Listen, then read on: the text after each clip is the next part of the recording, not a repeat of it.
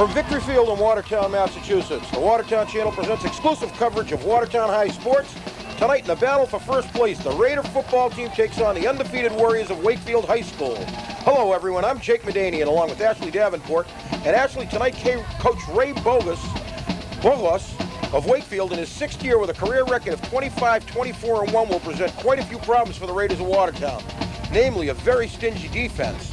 Last year the Warriors were 6-4, but they have 8 returning starters back from last year's defense. That's right, Jake. Tonight we'll keep our eyes on number 55, John Pace, and number 52, Paul Wenzel. Last week, they were both named to Boston Globe's Division II All-Stars of the Week for their play against Winchester in their 27-6 win. They both combined for 15 tackles, lead Wakefield to a 6-0 record. They also have a number 4 ranking overall in Division II. Offensively, the Warriors will be led by number 22, Jason Farrell, a 5'11", 175-pound senior, who a couple weeks ago was featured as Channel 5's High Five Player of the Week. So, Jake, this is a team that can hurt Watertown from both sides of the ball. Do you think the Red Raiders can do? What do you think the Red Raiders can do to win this game? Well, Ashley, Coach McGovern's in his 3rd year with the Raiders, and this year, I think they surprised a lot of people by going 4-1-1 in the first 6 games. They'll have to go with Dicker, number 29, who's really done it all this year for Watertown. He's the 3rd leading scorer in the league and is having a great season. He'll have to come up big against the Wakefield this week against Wakefield's defense. We might see quarterback Fantasia get into the offense flow a little more tonight. Last week against Reuben, Mark Temperio scored a touchdown, and he'll have to contribute tonight as well. The blocking back number 5, Kevin DeRosa, will have his hands full with this big Wakefield defense. And by the way, if it comes down to a field goal, Tom Dicker has one of the strongest legs in the league. That's right. We should have a great game tonight as both teams will be sky high in the battle for first place at Victory Field. Field conditions tonight, absolutely fantastic night for football. It's, I'm going to guess it's probably around 65 degrees. There's a very, very slight breeze going. The field looks to be in fantastic shape. There hasn't been a lot of rain around here. I think the last day of rain was last Saturday.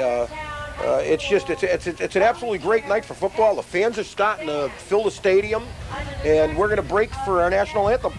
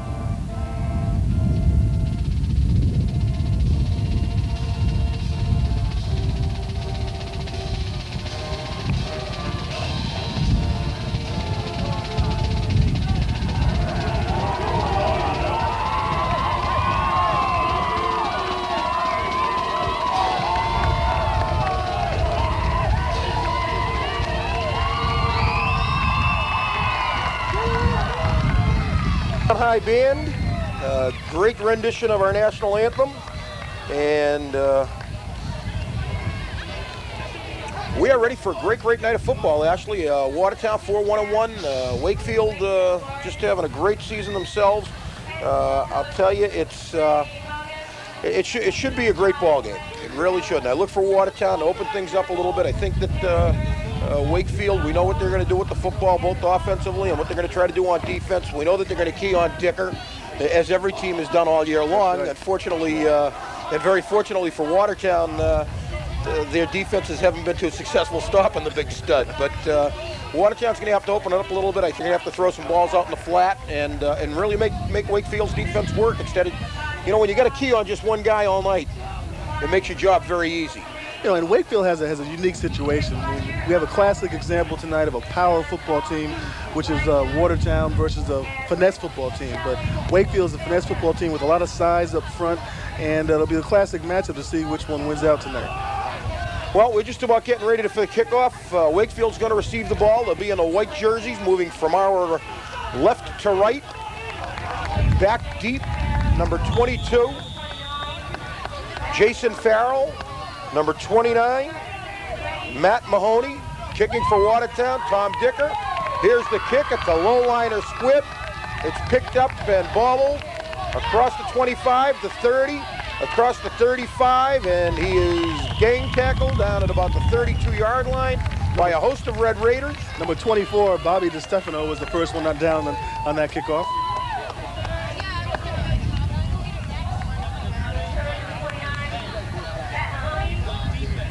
Bobby, class of 97, halfback, 5'6", 145. Here we get a picture of, looks like Coach Tom McGovern. Here comes Wakefield out, a two-back offense.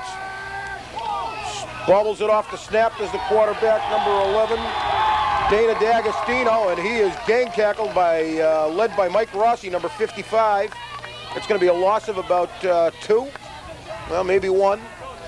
And all year long, Jay, Watertown has always come out right from the opening snap, ready to play football.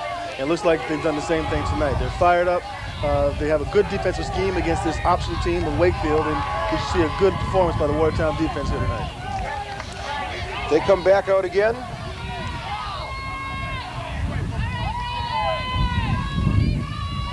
Here's the give to Chapman. Gets back up to about the 30-yard line for a gain of maybe 2 or 3. Should be 3rd and 8. In on the tackle for Watertown, number 83, Justin Schneider. In warm-ups, Jake, I saw that they look like they can throw the ball effectively. They have 2 different sets. They throw off the play-action pass, and right quick to the outside in the flats. That's something they should look for here right now.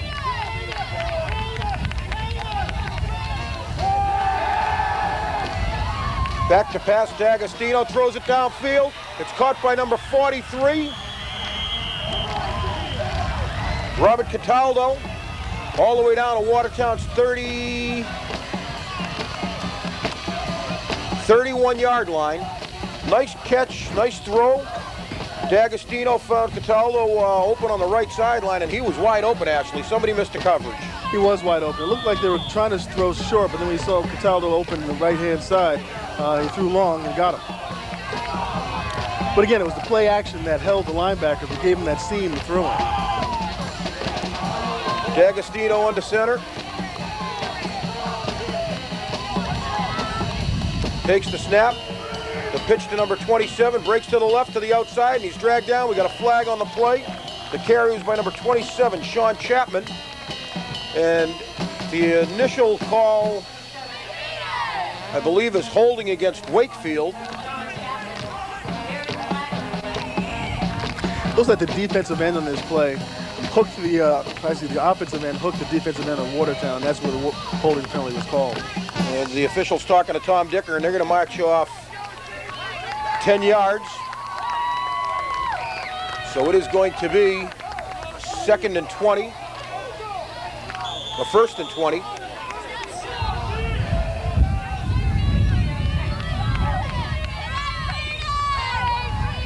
Chapman and Callanan in the backfield. D'Agostino back to pass, looking right down the right side. Finds number 32. He's out of bounds. Knocked out of bounds is Tom Walsh. And he's knocked out of bounds at about the 35-yard line. 30. Well, they can actually mark him. I think right about the 33 and a half yard line. Good crowd here on hand at Victory Field in Watertown, Mass. Well, you know, winning breeds familiarity, and the crowds come out to see a winner. And I think that everybody here is excited and optimistic about Watertown's chances tonight. 2nd and 12 on the 33. Just underway, 7:55 and left in the first quarter. D'Agostino with a quick fake. He's hit. Turn around, Mark Timperio, and he'd have an interception, but he doesn't. And it's incomplete, as D'Agostino was whacked by Mike Rossi, who came shooting in the left gap. That's a good job by Temperio with the coverage on the left-hand side. He didn't go for the fake. He stayed with him, and of course, you look for the ball when the wide receiver looks for the ball, and that's exactly what he did. Good job by Mark Temperio. That would have been a rather opportune interception and maybe taking the wind out of Wakefield sails. Watertown's capitalized all year long on other people's mistakes and turnovers. They have. And they're very good. They're a very well-coached team, and they don't make many mistakes. 3rd and 12. D'Agostino under center. Back to pass, over the middle. Number 43, Robert Cataldo, fights his way down close to the first down, and it's going to be, it looks like just short by about 3 yards. They picked up 9 on the carry. I'll tell you, D'Agostino's got a nice arm. He does. Throws a nice tight spiral. You know, and one of the concerns at the beginning of the season for Wakefield was D'Agostino's inexperience. You see Ray Bogus on the sideline there. 4th and 2 on the 23. Wakefield coming up. They're going to go for it. In the backfield, number 31, Callanan. Along with Chapman. I don't think they've got it. Give to the first back, and he is buried at the line of scrimmage. Led by Tom Dicker. Led by number 83, Justin Schneider. And it looked like Callanan carried the ball, Brian Callanan. That's a great stop by Watertown. Watertown's defense holds up big, and the offense comes out into the field. So all year long, we have to see the same thing from the Watertown team. Showing a lot of heart, showing a big play early, and then carrying that momentum in the rest of the game. What does that do for an offensive? What does that do for a football team, stopping a team like Wakefield right off the bat? Well, obviously, it gives you a charge, especially when you're a power team like Watertown. It gives you a charge. As Watertown gives the ball to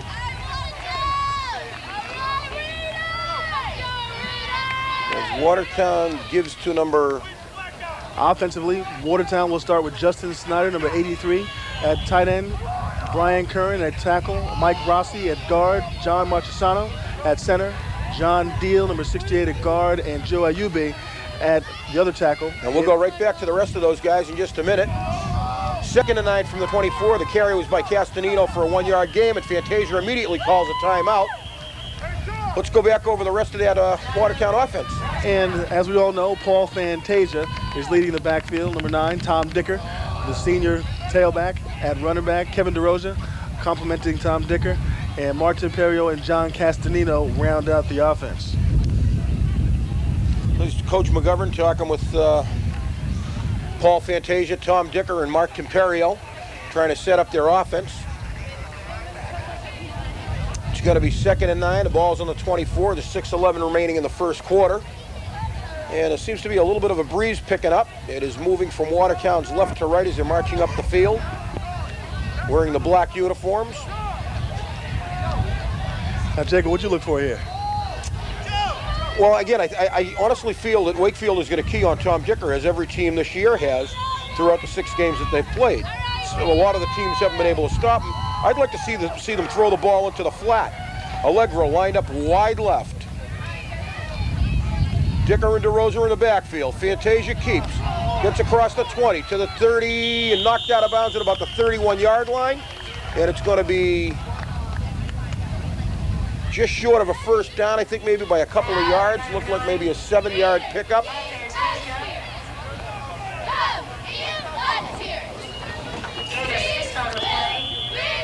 Now, normally, Jake, in this situation, you'd like to see Tom Dicker up the middle. But if you look Well, at again, they're going to key on him, though. But if you look at number 75 for Wakefield, he's 310 pounds, 6'3". Evan Knight, 6'3", 310, nose tackle. That's one big boy. And that's going to be very difficult to run up the middle. That's going to clog up a lot of things. Watertown's offensive line is quick, but they're not fast. There's the gift to Dicker. Dicker comes across, breaks across the 35 to the 36-yard line. First down, Tom Dicker. That's where they're going to have to beat him tonight, Ashley. You have to beat him to the outside.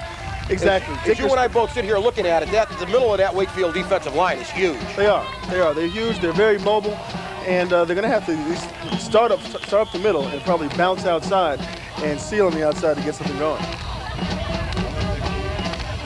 Timperio checks in now for Castanino. As we get a good look at number 75, the 310-pound nose guard, Evan Knight for Wakefield. He's a load. He is a load. 310 pounds in high school, that's big. Fantasia to Dicker, he's met head on. He's dragged back across the 35. He got to about the 36-yard line, and he was dragged down by number 31, Brian Callanan, who's also playing on offense, assisted by number 36, Paul Currier. So again, they're going to key on him all night long, and it's going to be a very long night for Watertown if they allow Wakefield to key on one guy. That's true, Jake, but I remember the call that you made against Stoneham, a little quick looking pass, you know. Those little slants, those quick slants, the quick posts. You know, they tend to open up a football field. As you know, playing collegiate ball, it opens up a field, and it makes it a lot more difficult. And if you look at Watertown in a state of confusion here, by the way, and they're going to call a timeout and get it right. And if you look at Stoneham's defense, they have everybody within 5 yards of the ball.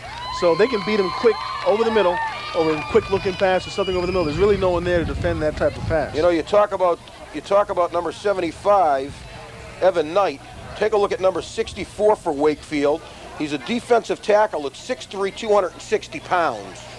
So to say that they're large up front on the D-line is probably an understatement. Most definitely. But the way you attack a team that has that type of size, you have to use some quick openers up front. Obviously, you're not going to drive block with someone that's that size. But if you can position yourself so you can just occupy him for a quick second, then Tom Dicker has the speed to go through and break something. Find the gap and get through it. Most definitely.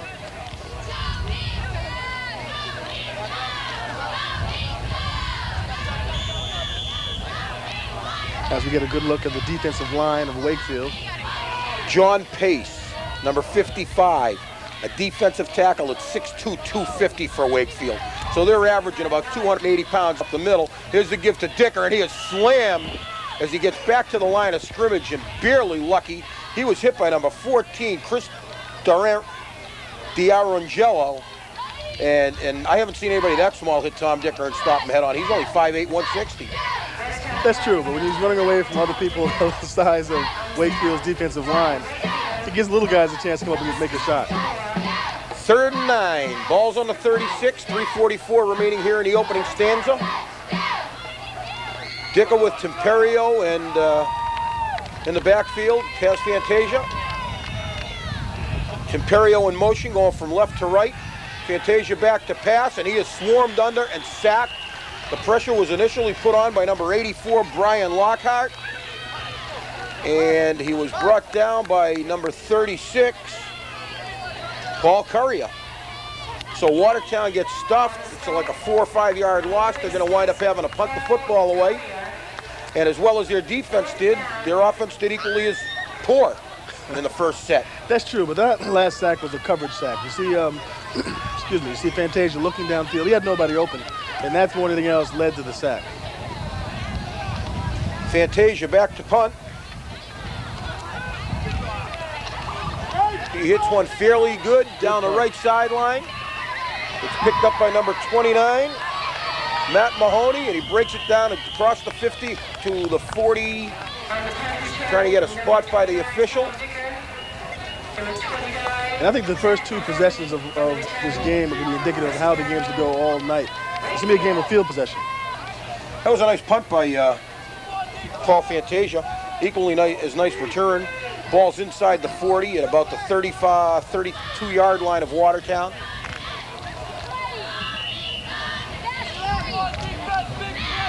Coach Charlie Vento of Watertown, a mainstay for many, many years here. With a look of concern on his face. D'Agostino under center. Callanan and Walsh in the backfield. Here's the pitch to Walsh. Walsh runs to the left. He's dragged down by Tom Dicker, who does a great job. I don't think he got back to the line of scrimmage, Ashley. I don't think he did. Tom Dicker did a good job of coming up, closing on the outside pitch, and stopping it for no gain.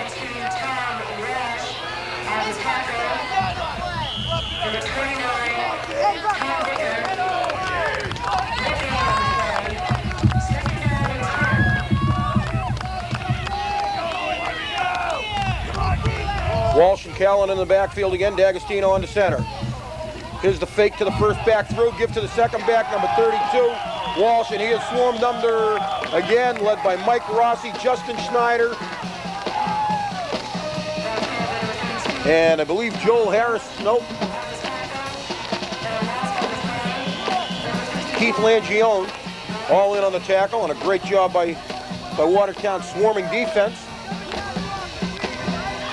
So they've done a good job against Wakefield's run. They've got to stop the pass. Almost definitely. If they can control the line of scrimmage defensively, they have a good job of shutting down this Wakefield team. Wakefield in a shotgun. We haven't seen this in high school ball yet.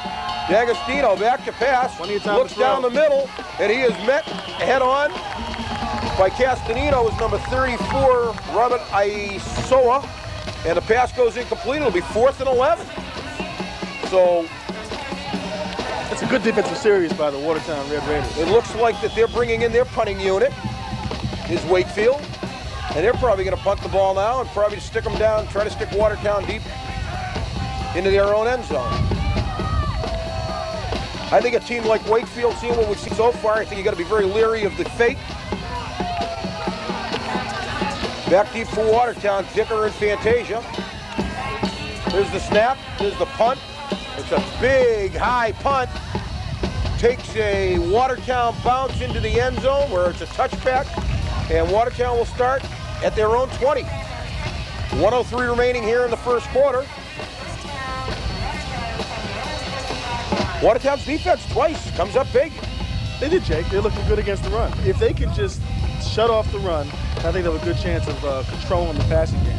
Looks like Wakefield, a couple of passes they've thrown, they like to throw the ball across the middle, and where the field tends to be a little bit more open, and give their guys a chance to run with it after they catch the football. Well, that's true. Anytime you're facing a zone like Watertown is playing, you're going to have gaps in between the two men that are in the zone. That's what they're trying to do. They're trying to hit the people in between the zone.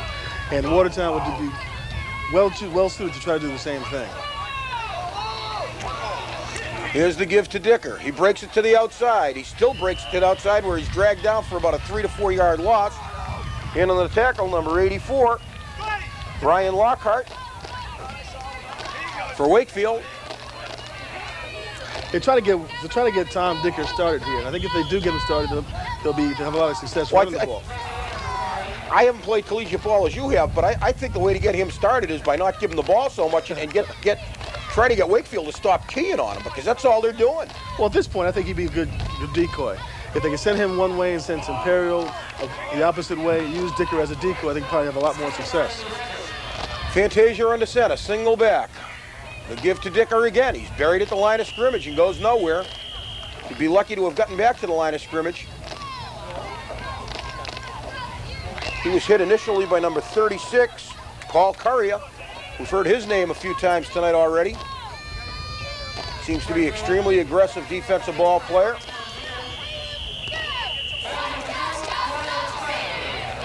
And that's the end of the first quarter with no score here from Victory Field.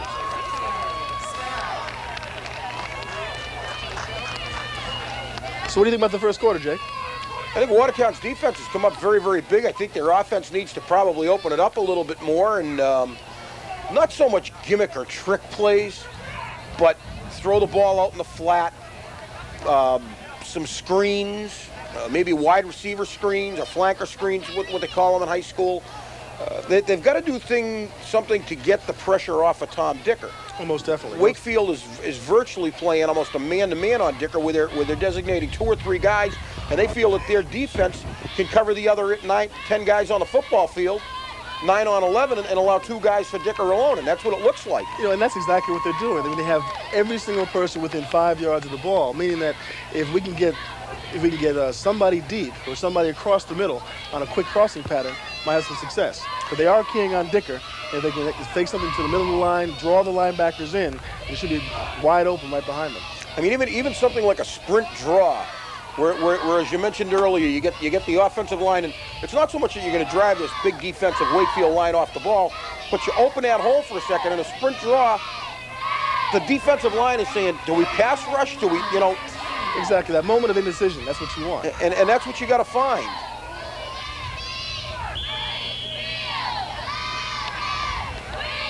But again, I think this game is going to come down to field position.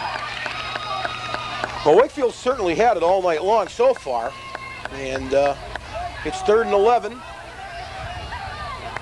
Fantasia back to pass, big pass rush. There's your screen. There's the screen out to Dicker on the left. He gets across the 20 to the 30, nope, dragged down to about the 25-yard line.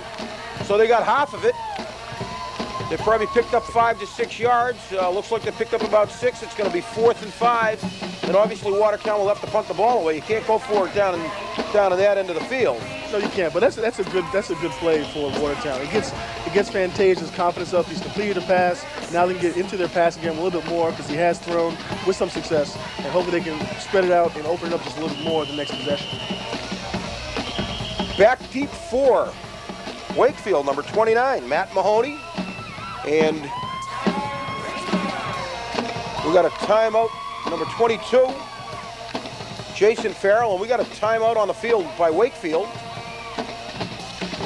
And Jason Farrell was the one a few weeks ago that was featured on Channel 5's High Five Player of the Week. So watch for him in his return. They'd be probably better off to kick away from today.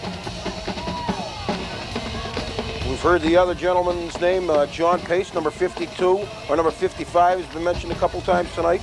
Was the other Wakefield athlete that was named to the Globe Division II Stars of the Week for their play against Winchester in their 27-6 win. And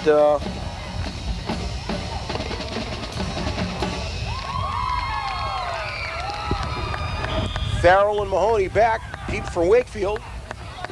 Fantasia awaiting the snap. High snap, he gets it off, hits a good high punt to the left sideline. It's way out of bounds. That ball's probably going to be spotted somewhere around the 35-yard line. I'm gonna guess. Looks like it's going to be even inside the. I think you're spot it right about the 33-yard line, 30-yard line, 31-yard line. That's a good spot. That's a pretty bad punt by Paul Fantasia. It's not what they ultimately needed. They needed to make them get the ball down the field and, try to get Wakefield to have to move some distance. You can't give them the football on their own 30-yard, on their 30, Watertown's 30-yard line. D'Agostino, first give, number 31 is buried at the line of scrimmage. Number 31 is Brian Callanan. He has hit it right at the line of scrimmage, and he'd be lucky to have, they're going to give him a favorable spot. Actually, it looks like about a half-yard loss. The defensive line of Scott Tatansky, John Marchesano, Mike Rossi, Keith Langione, Justin Snyder, they're all doing a very good job of occupying the offensive line of Wakefield. They get a lot of help out of Dicker and Joel Harris, the 2 linebackers also. But it also starts with the defensive penetration of the defensive line. D'Agostino went back to pass, and he is buried and hit. And he is going to be driven back to about the 32 to 33-yard line on a sack by Watertown. And that was started by number 34 for Watertown. Scott Tatansky. And also 63, Keith Langione, also in the tackle there, Jake. Doesn't look like anybody got a hand on Tatansky. We apologize this evening. We do not have any replays. We've got some technical difficulties. So...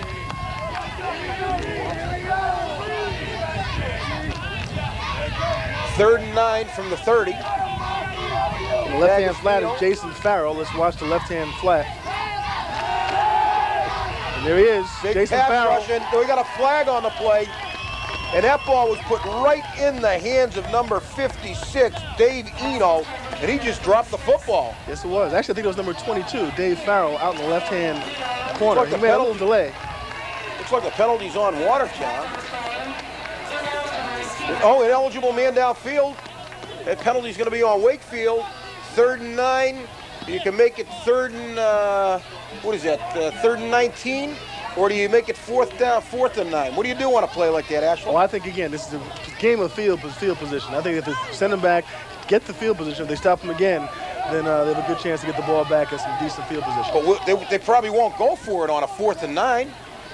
Here's the monitor. Here's McGovern making a decision. They're going to leave it. They're going to make it 4th and 9. Make them punt the football now.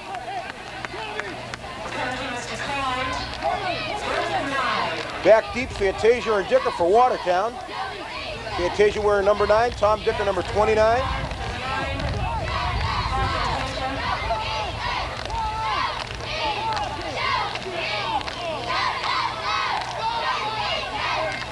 Back to punt, number 22.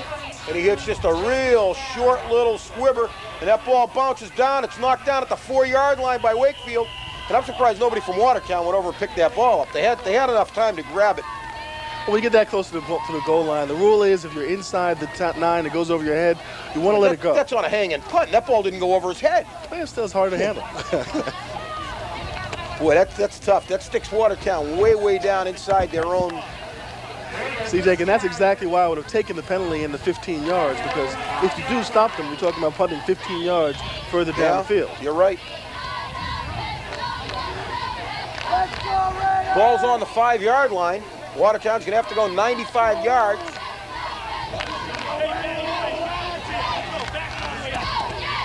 Fantasia, here's the give to Dicker. Straight ahead, on the right, he breaks one, breaks 2 tackles, he gets across the 25 to the 30 to the 32-yard line. A great, quick shot on the right side of the offensive line, and it looked exactly as you said, Ashley. The right side of the offensive line, John Deal, Marcasano, and Ayubi, just open that hole for just a second. Position blocks. Exactly. With a back like Tom Dicker, all you need to do is open up a little slither of air, and he'll get through. 27-yard pickup for Tom Dicker. And he showed his speed and strength on that also. Here's the give to Dicker again. Across the left side, he gets tripped up by number 14, Chris DiArangello. After gaining about 2 to 3. Should be 3rd and about 8. Now, mind you, they're playing against the defense who's allowed, I think, don't quote me here, but about 14 points all year. Yeah, so I've heard that. It's a very, very good, solid defense here, and they're moving the ball on.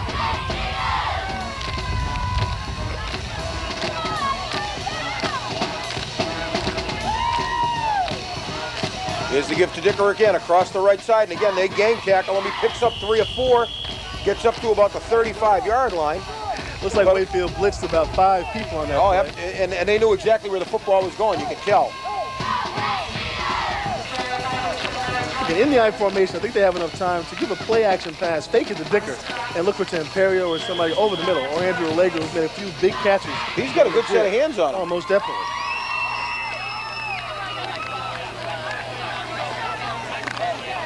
Third and 7 from the 35. 6.5 remaining in the second quarter.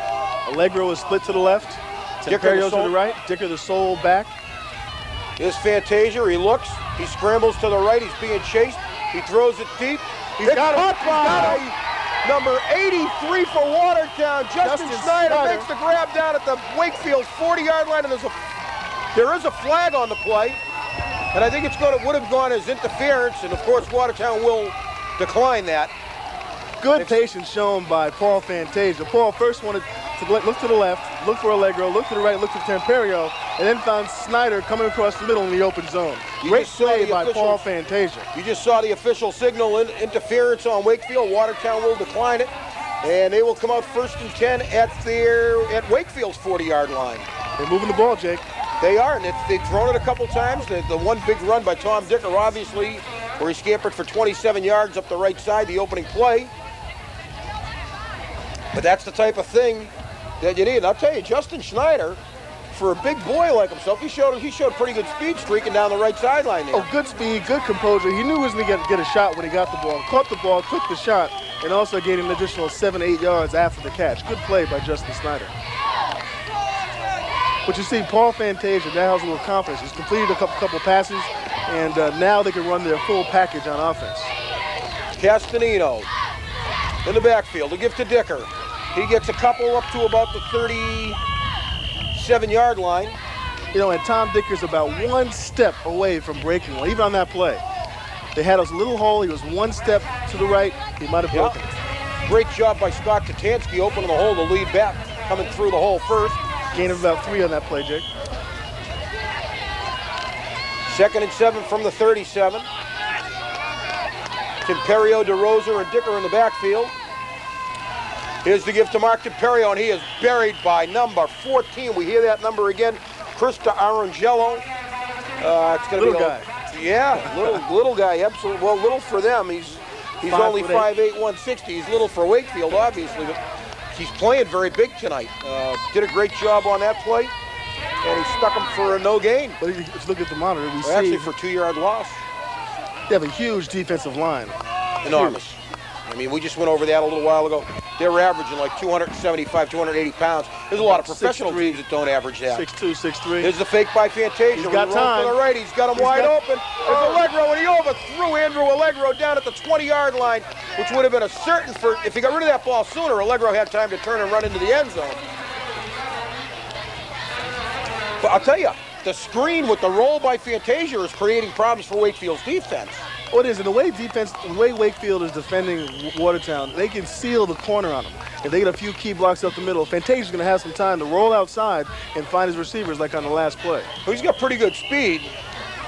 Fantasia is back to punt, and the timeout is called by Wakefield, who was not in with the defensive set.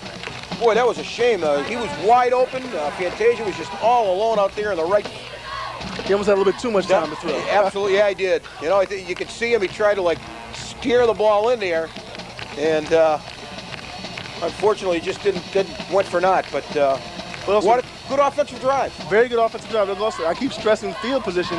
They picked up positive yardage, and now they're going to put Wakefield in bad field position. If they can hold them defensively, they get the ball back again. Might be chance. Wakefield's going to start at their own 40-yard line, so you know they're going to have to move 60 yards to get some points out of it. Got a touchdown. To punt the ball.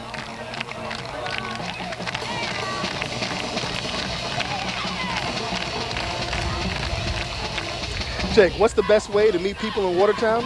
Channel 13's magazine show all around town. We'll introduce you to the many artists, business people, and just plain folks who have interesting stories to tell. Tune in at 7:30 p.m. on the first and third Wednesday of each month on the cable channel 13.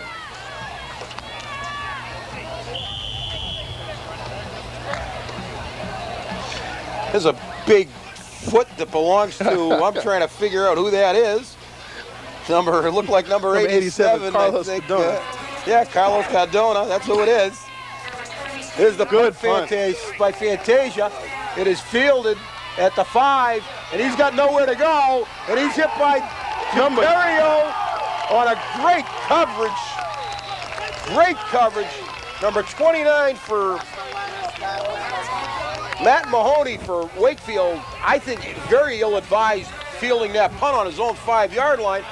And he stuffs Wakefield, you know, back down at their 10-yard line. Most of it. It was a great job by Mark Timperio to stay in his lane and wait for the play to come to him. If he had pursued and overran it, he would have had a lane coming back around, but he didn't. It was a good play by Mark Timperio. And that's exactly how they teach it, Jake. Well, use your hands, don't let them get to your body, stay in your lanes. Good job. Out comes Wakefield.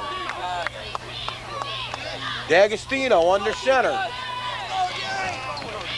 Here's the give. The number 22 dragged down by Mr. Everything. Who else? Tom Dicker. Number 27, Sean Chapman, just couldn't get going fast enough to outrun Dicker. As Dicker had great pursuit. Dragged him down for, it looks like, a loss of about 1 yard. Well, I'm trying to read the spot here. It is 1 yard. It's 2nd and 11. Now, in this defensive alignment for Watertown, you have Dicker right in the middle who can roam and go pretty much wherever he wants. Good job of Dicker reading the play. I'll tell you, the stands here on the Watertown side have started to really fill up. Very good crowd. D'Agostino calling out signals, maybe calling an audible. Quick pass to the outside, and he is buried by Mark Imperio. Number 22, Jason Farrell caught a pass from D'Agostino on the left flat. And he was just met head on by Mark Timperio. Good look at the crowd, but a good job by Timperio. Again, he's playing a good game tonight. But that's a pass that was in the air a long time. And if they throw it any other time and actually throw it again, I think Timperio has a good chance of picking that off. I'll tell you, if he reads it any quicker, he does. Oh, that ball's in the air a long time. That went for a gain of 4. It's 3rd and 7. They're on their own 13-yard line. It's 3 minutes, 10 seconds remaining here in the first half. And a big defensive play here for Watertown. Like to stop and get some pretty good field position and be able to come down and maybe put points on the board themselves. There's a botched play. There's flags everywhere. I think we got illegal motion on Wakefield. Looked like number 77, Jim Davidson, the offensive guard. Here's the call. You're right, illegal procedure called on Wakefield. 77 Davidson really seemed to move awfully early. He was in Watertown's defensive backfield before the ball was snapped. It looked like they were about to throw a looking pass, and it looks like he was wide open. So it's a good thing there was an illegal procedure call. 3rd and 12 from their own 8. Wakefield, 2:50 remaining. They have a huge, huge offensive line. Well, we've been through, 3:15, 3:20, 3:10. They're wide, they're big, they're tall. But they're not, but you know what? They're not fast. That's true, and that's the advantage that the Red Raiders have over them. Here's the give to the second back through. He turns the corner. Number 27 is Chapman. He's dragged down at about the 15-yard line. Check that. It might be the close to the first 20. down. And I think that as we get a shot of number 55 of Wakefield, John Pace, the senior, 6'2", 250.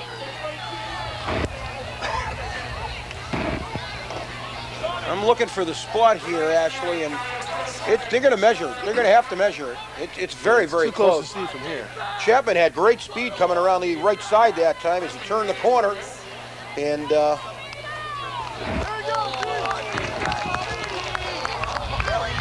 was also a good job again by the Watertown defensive line, plugging up the middle, making the back bounce outside. Look like they stopped them.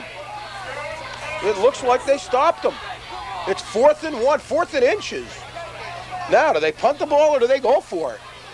If they go for it and don't make it, Watertown's in great position to put points on the board. I think that as a team that's 6-0, you got to punt the football away here, make Watertown march down the field or earn their points, and you come back out in the second half and say, okay, we played a poor first half as far as we're concerned. But you said a key, you want to make them earn their points. And if they don't punt and go for it and don't get it, they're just giving Watertown a touchdown. They are going to punt. Fantasia deep. Here's the punt by number 22, Jason Farrell. Good punt. Hits one fantastic punt. Stay away from it, let it roll. The ball is down at the 34-yard line, and that is one big punt. That punt goes 52-yard punt. That was a huge, huge play. But Watertown still has good field position. They're on their own 34-yard line. Well, Dicker does have one of the strongest legs in the league, and if they can get him down around the 15 or 20-yard line, there's a good possibility he can put one through the sticks for 3. But I'd rather see him try to get into the end zone. Maybe a couple more of those passes down to Schneider, and Allegro was wide open. Maybe another trap like they ran with Dicker on that 27-yard scamper. Well, Jake, they're close. They're very close. They have some very good plays. They've controlled the ball. They have confidence in themselves on offense now.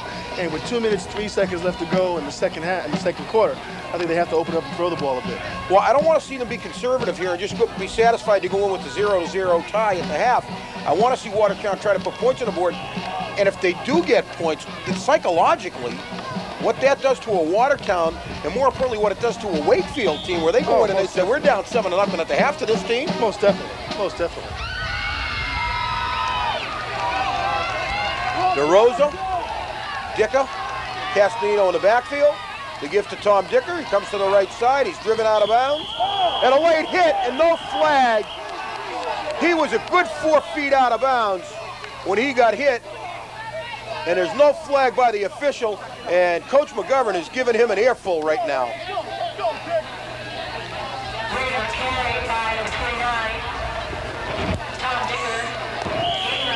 We've seen a lot of those this year, Jake, where Dicker goes out of bounds. Last game we did against Stoneham when we tied 14-14. Knocked him over the fence. And it was a stupid play. It cost him an extra 15. That was a 5-yard gain, by the way, by Tom Dicker, if anybody's interested. 2nd and 5. Minute 54 remaining. Clock was stopped on the out-of-bounds run.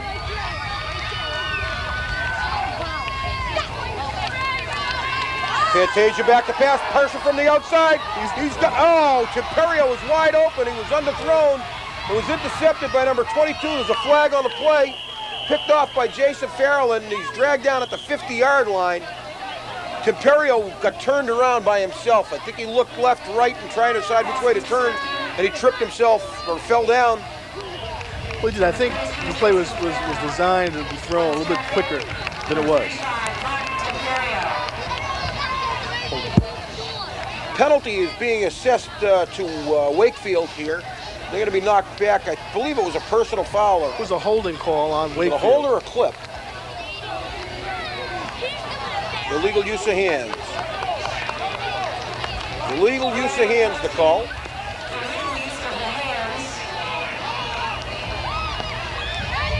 Ball gets knocked down to the 40-yard line, 1:42 remaining. First and 10, Wakefield comes out on their own 40. Watertown's defense here, actually, you got to be careful. You don't want to give up the one big play. You got to watch Jason Fowler on the left-hand side. He seems to be the feature back. D'Agostino to Chapman. He's dragged down at the 41. A gain of 1. Dragged down by Justin Schneider, Tom Dicker, and John Castanino. Good gang tackling again by Watertown after the pickup of 1. Everybody's done a good job of staying in their lanes and playing good, disciplined football. Clock continues to run. Wakefield not interested in trying to stop it. And now D'Agostino calls a timeout as he doesn't like the defensive set of Watertown. With 1:09 remaining, 0-0 here from Victory Field at Watertown. Watertown's defense doing a fantastic job stopping this high-powered Wakefield offense. Well, both offensively and defensively, they're doing very well. This coach Kevin Gilday talking to Tom Dicker and Justin Schneider. You see Coach Gilday giving Dicker instruction how to get your hands up underneath the offensive lineman under his shoulder pads and drive him straight back into his own quarterback. Here's Coach McGovern. Well, the key that you pointed out a little bit earlier is that they're a lot quicker than this Wakefield team. They have to use their quickness, get into them, use their hands, get around the blocks, and put pressure on the quarterback.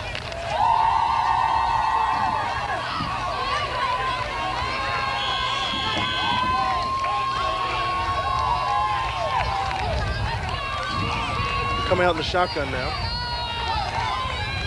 There's a snap to D'Agostino. He looks to throw. He's got a man downfield, wide open. It's Farrell, and it's just overthrown out of bounds to the right, on the right side of the field. He was covered very closely by Mark Temperio, and I think Mark realized that ball was uncatchable. Did not put the stick on him. It's going to take it a 3rd and 9. But one thing, you cannot let the opposing team's feature back get that far back downfield. Oh, well, you can't stop him. We have to jam up the offensive line. Do something. But you can't let them get that far downfield. Here's the snap again. D'Agostino down to throw.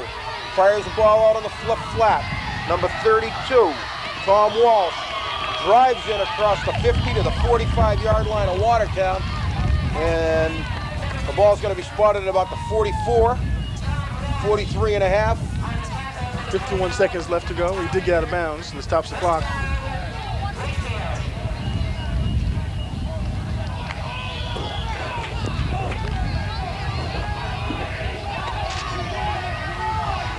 They stay in the wishbone. D'Agostino throws across to the right to number 34, Robert Iosa, down to the 32-yard line.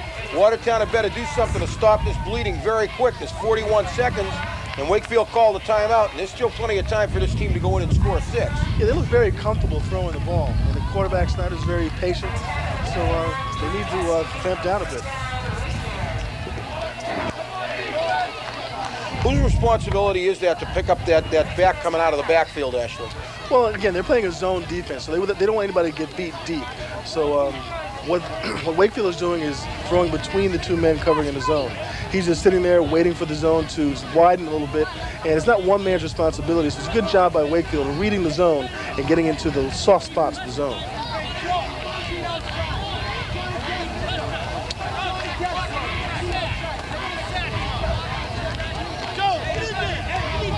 Is Coach Bogus for the headsets for Wakefield?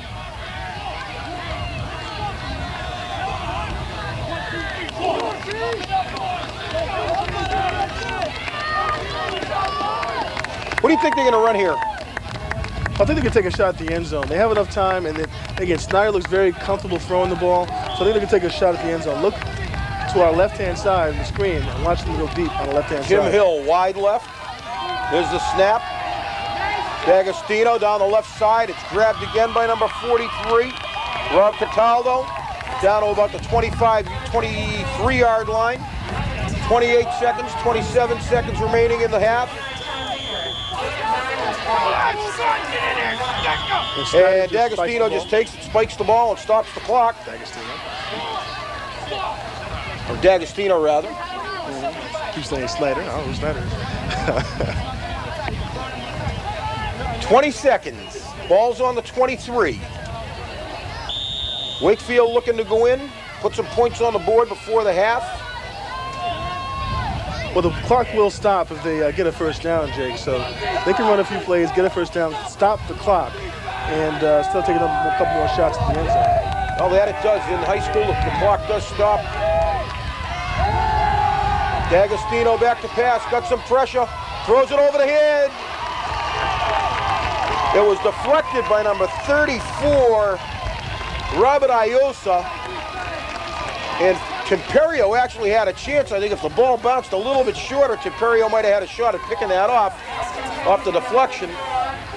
But here, again, you see Wakefield going in between the zone, having the man just sit in between the zone, being patient.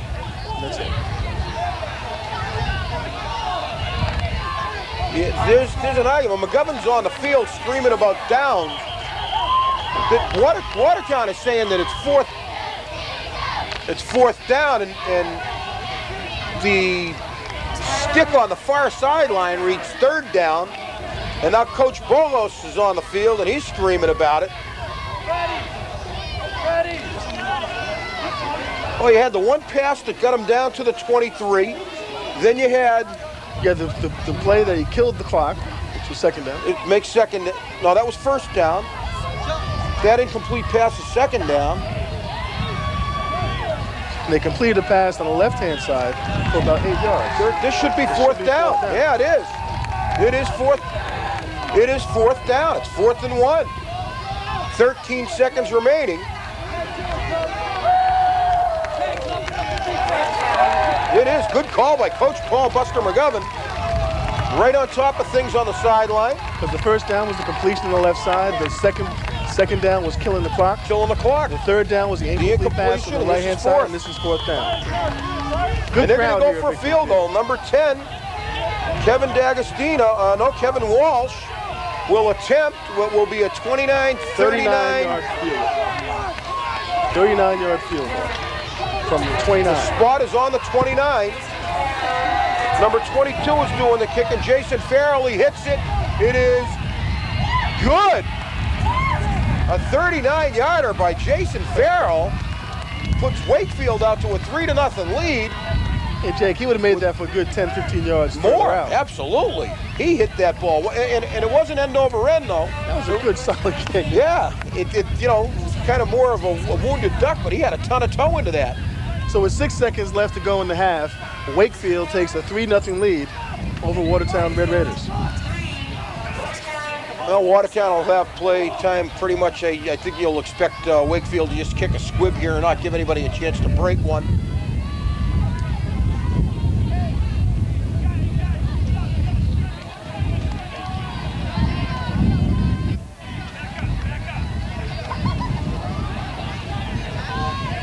Kevin Gilday screaming at his team, his troops to back up off the sideline and get off the field. Back deep to Temperio and Dicker. Kicking off.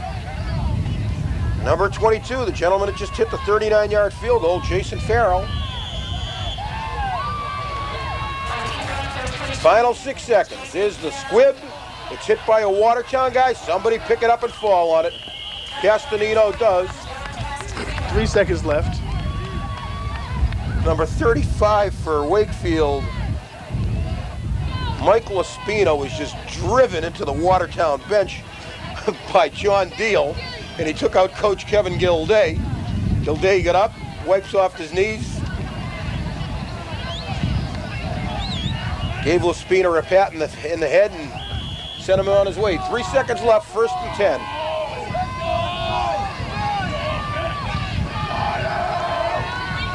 Here's the snap to give to Dicker. He cuts across 30 to 35, drags people down to the 40. He's dragged down, and that's the half. At the half, Wakefield 3, Watertown 0.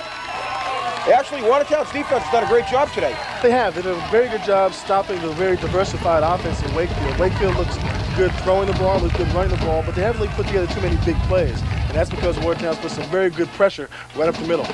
Their defense, I think, needs to, or their offense needs to step it up in the second half if they have a chance to win this football game.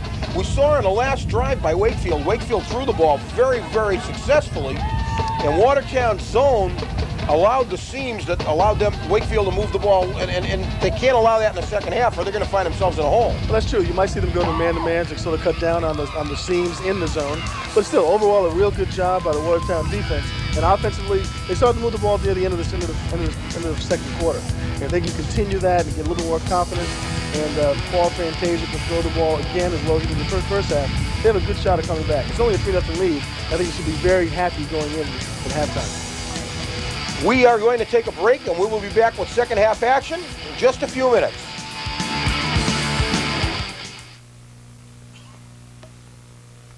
Gridiron Club would like to take a moment to honor the parents of our senior football players and our senior cheerleaders.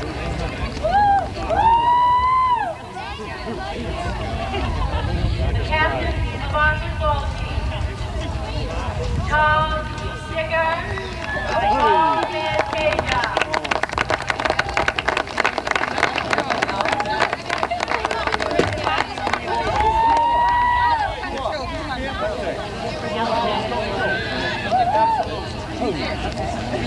Glad to meet you. I want to get clouded.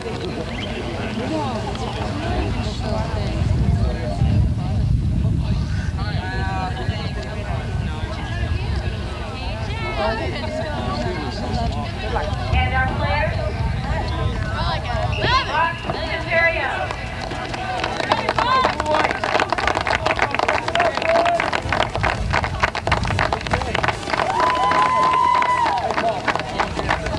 John Casarino.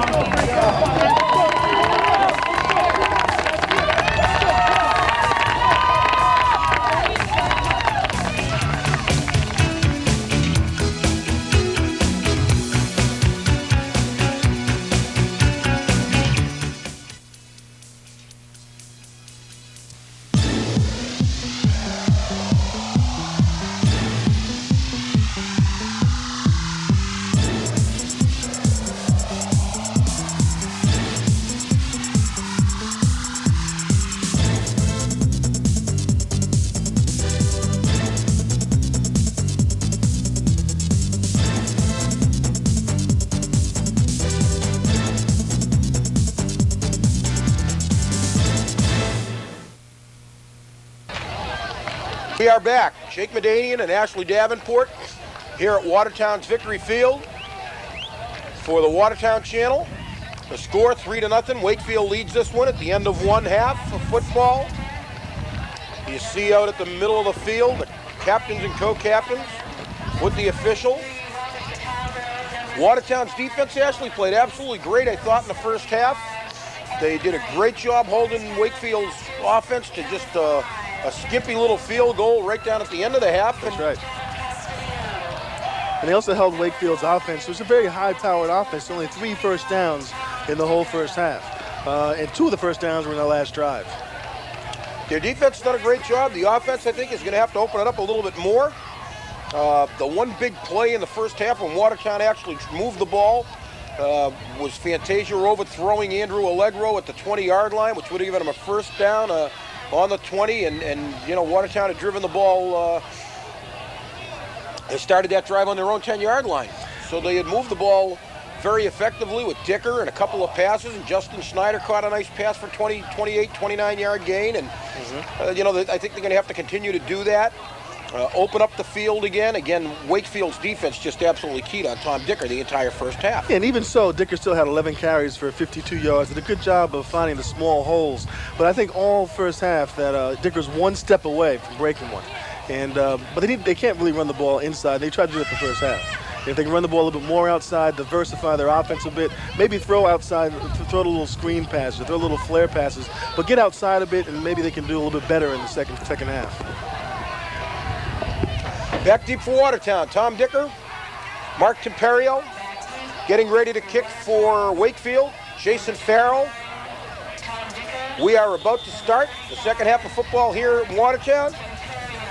And here's the kick by Farrell. It's a squib. It's picked up by Castanino across the 35 to about the 36-yard line. And Watertown will start out with pretty good field position today for one of the first times. They haven't really been pinned in. They've been pinned in their own territory pretty much the entire first half, and they're going to start on their own 36-yard line. I think it's like a sparring match. The first half, both teams were feeling each other out. They wanted to see what they could and could not do. Didn't see much offense, but I think in the second half you see both teams opening it up, especially Watertown maybe going outside just a bit more to try to spring both Fantasia and Dicker on the outside. Well, they both have enough speed to get to the outside, provided that the guards and the offensive line gets out there, the other backs get out. Fantasia under center. There's the snap to give to Dicker. Dicker breaks it to the outside. He turns the corner across the 40, across the 45, down to the 50, the 45, and he's dragged out of bounds at about the 44-yard line. 43-yard line. A great run by Tom Dicker to start that from the 36.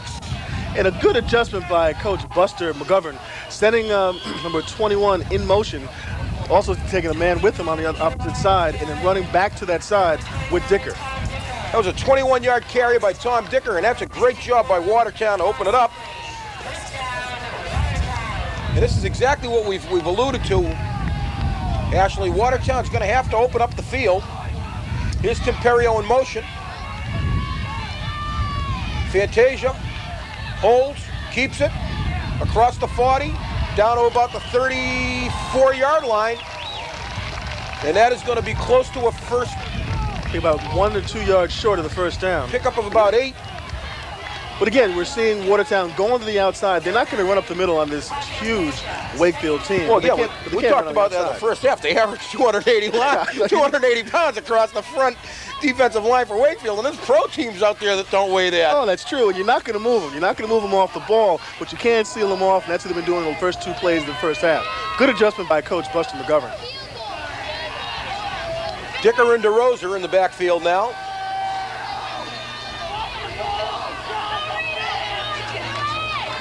Fantasia with the quick give to Tom Dicker. He's rumbling. He's got the ball back. Touchdown! What a play by Tom Dicker behind his back. He held on to it with both hands. And what a touchdown run. Maybe the best one of the year by Tom Dicker. Dicker looked like one of the Harlem Globetrotters. Put the ball behind the back. What a great play. I have to apologize. Set your VCRs, folks, and replay it, because That is Tom a great Dicker. run by Tom Dicker. That is just super. He went through the left side of the offensive line. But he kept on running. He could have just fallen kept down. rumbling. The kept ball on got running, stripped regained loose. control. The ball got stripped loose. It bounced behind him. He caught it with his both hands behind his back. And while one guy was tackling him, he still had the ball behind his back. And rumbled in for the touchdown. Great play So, by Tom Dicker. He's got his helmet off, walking back to the huddle right now. And he looks like one exhausted young man. Great play by Tom. Great job by the offensive line again. As you said in the first half, Ashley, they're not going to move the Wakefield defensive line, but what they did do was they opened up just that hole for directional blocking for just a second to allow him to get through it. And with Wakefield playing with everybody right on the line, right 5 yards from the line of scrimmage, that's all you need is a little crack in order to break Tom Dicker, and he did in that play. Dicker back to kick for the extra point. Fantasia the holder. Here's the snap. It's a fake. Fantasia goes to the left. He's going to be buried, and it is going to be unsuccessful. And I don't know if Fantasia pulled that himself.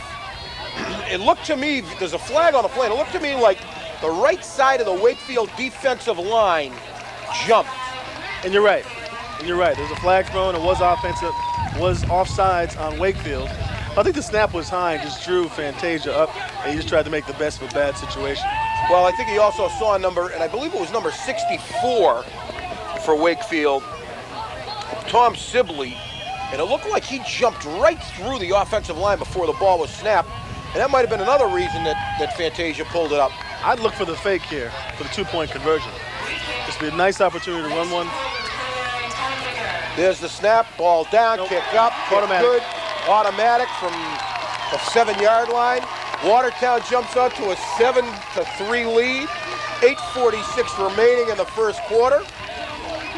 What you saw Third quarter. What you saw was a good adjustment made at halftime by the offensive coaches, including Buster McGovern, and they spread the defense out. And that's what you need to do when you have an defensive line such as Wakefield's, which is so big it can't be moved. Good job of coaching, good job of making adjustments, and a good job of execution by the offense of the Red Raiders. And as they came off the field, Big John Deal and Big John Marcasano just grabbed Tom Dicker and gave him a big whack. And let's keep it going, boys. Let's rumble on, because this has got to be a big, big lift for Watertown. Well, if the defense can continue to play as they did in the first half, they'll be in good shape. The defense almost shut down the diversified attack of Wakefield. They need to keep it moving. The defense has done a great job. Let's hope that we can continue it. This will be a very, very big win for Watertown.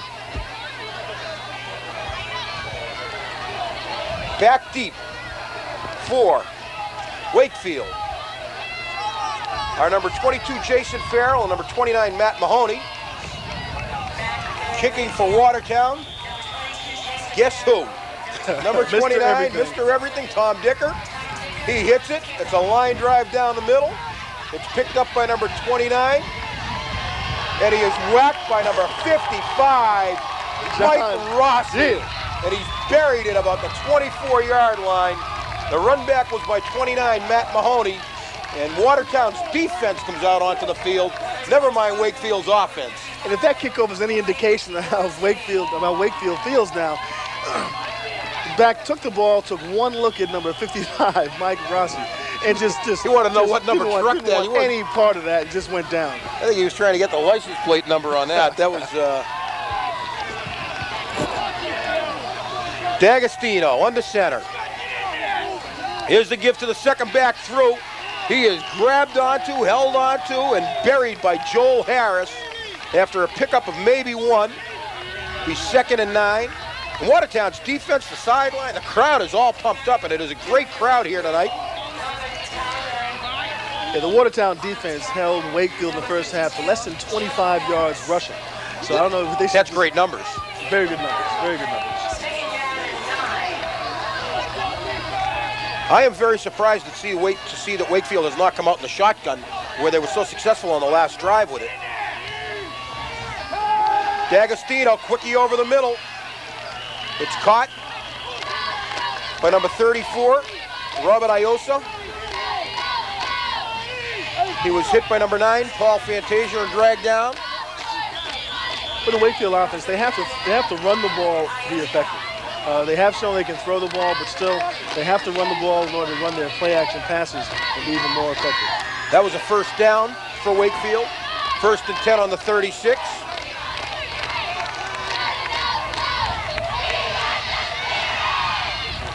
D'Agostino back to pass again.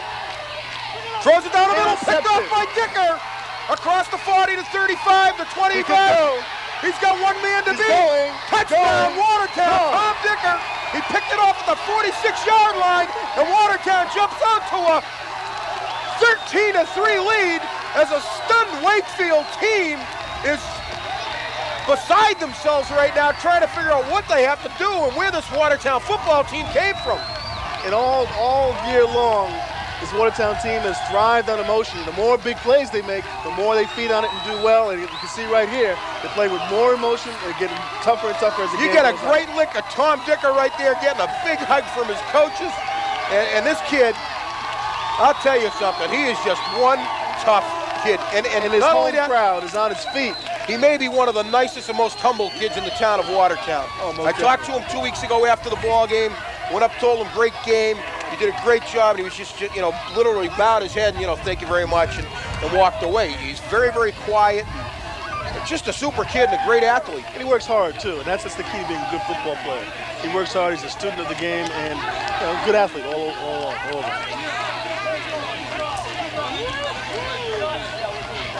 Well, he will be attempting the extra point after he gets a big drink of Gatorade or whatever it is that he's drinking down there.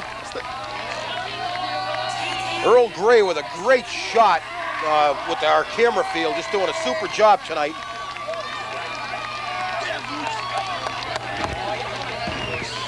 Dicker walking back out to the huddle, and Fantasia again will hold. The snap will be by the center, John Marcassano. And you see the adjustments that are made by the coaches at halftime have paid off very, very big in this first few minutes of the second half. Well, that interception also, actually, I really believe that it was as we watch the kick go, holy God, he hit that one. That would have been good from about 40 yards.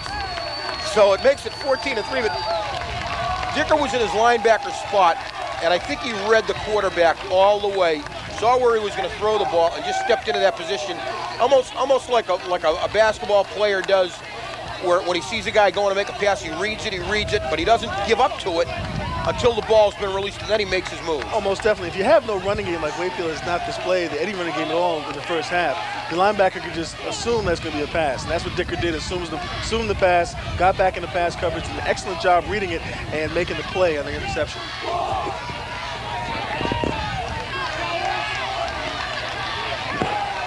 Well, what does Wakefield have to do now, Ashley, to get back into this ball game? Well, I think Wakefield, in order to get back into it, they have to start throwing the ball and just throw the run out.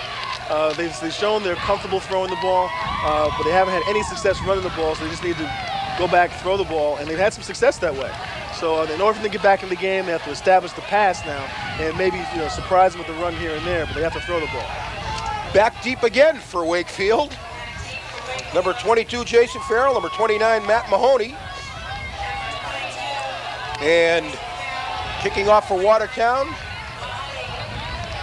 running back, receiver, linebacker extraordinaire, kicker extraordinaire, number 29, Tom Dicker. I bet this goes in the end zone.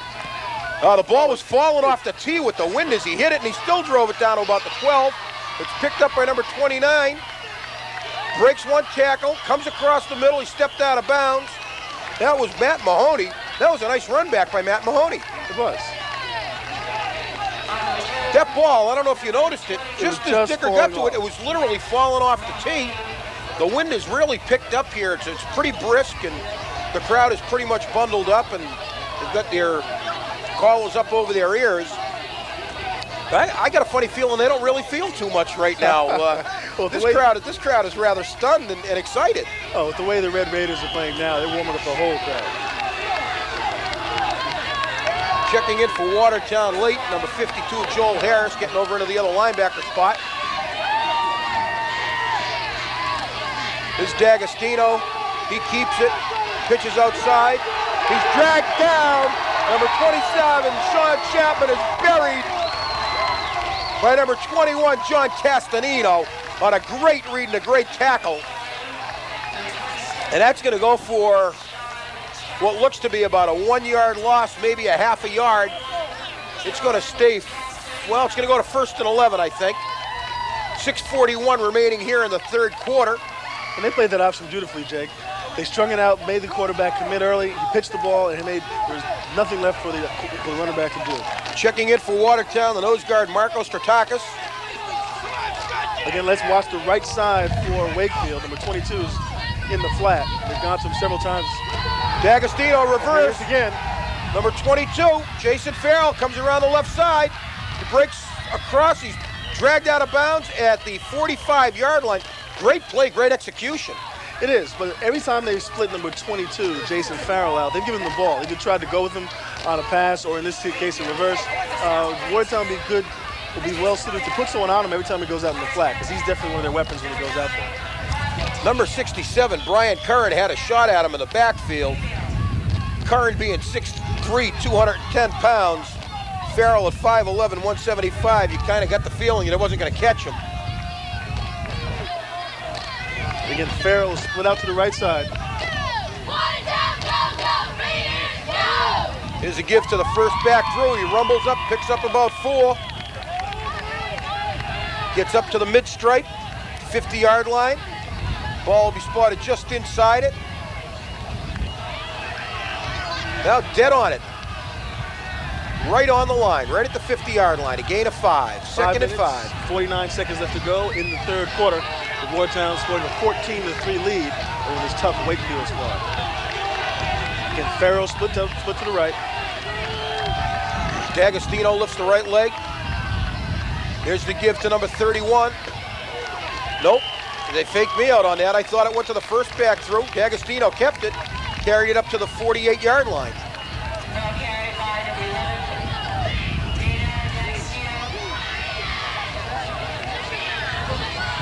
Back in for Watertown in the left tackle spot, John Marcasano.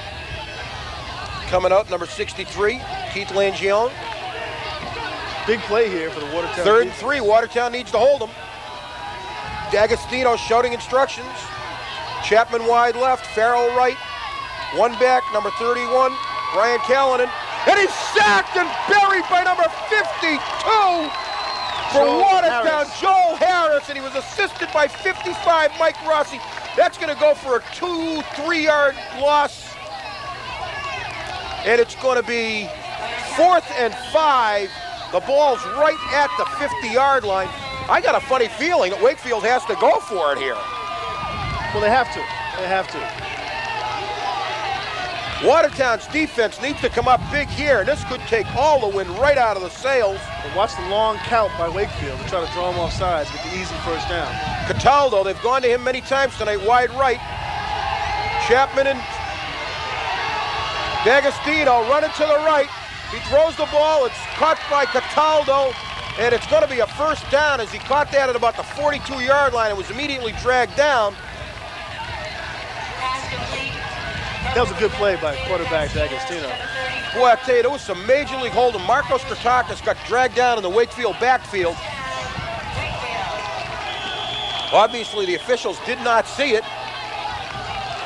But that was good coverage initially by the Red Raider defensive secondary. Well, again, D'Agostino kept his poise and rolled to the right and did what he needed to do. And back under center, D'Agostino. Here's the give to Chapman.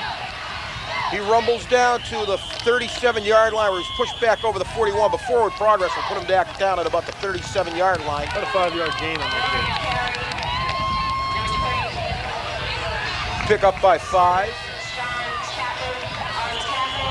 Tackle by number 34, Scott Tatansky. It's Coach Gilday, the defensive coach, screaming at his team encouragement, calling in his plays, what he wants Watertown's defense to run.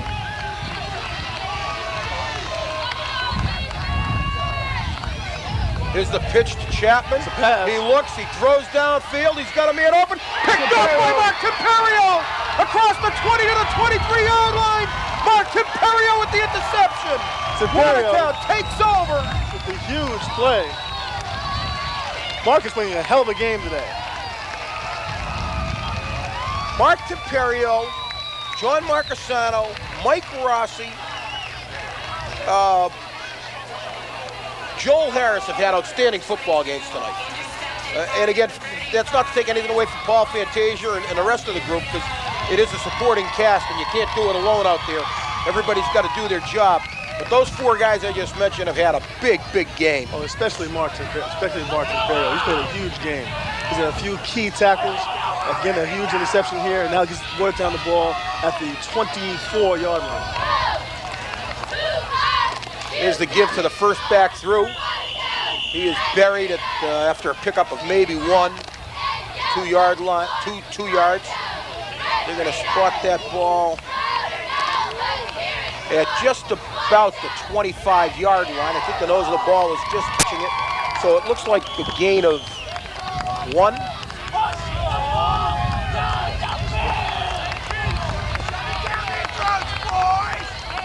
Gain of 2, 2nd and 8. 2 minutes, 19 seconds left to go. Fantasia rolls to the right. He's grabbed, he breaks loose. He turns upfield. He gets lucky to get back to the original line of scrimmage. That's going to go for probably a loss of 2 to 3 yards.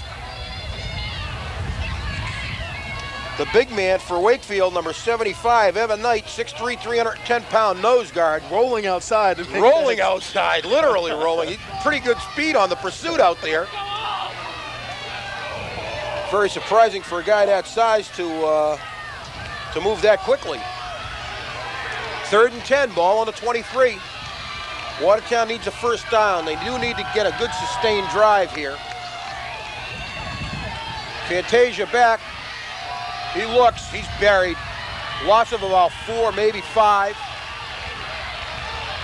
Watertown is going to have to punt it away. Wakefield's defense came up very, very big on that set, as they had to.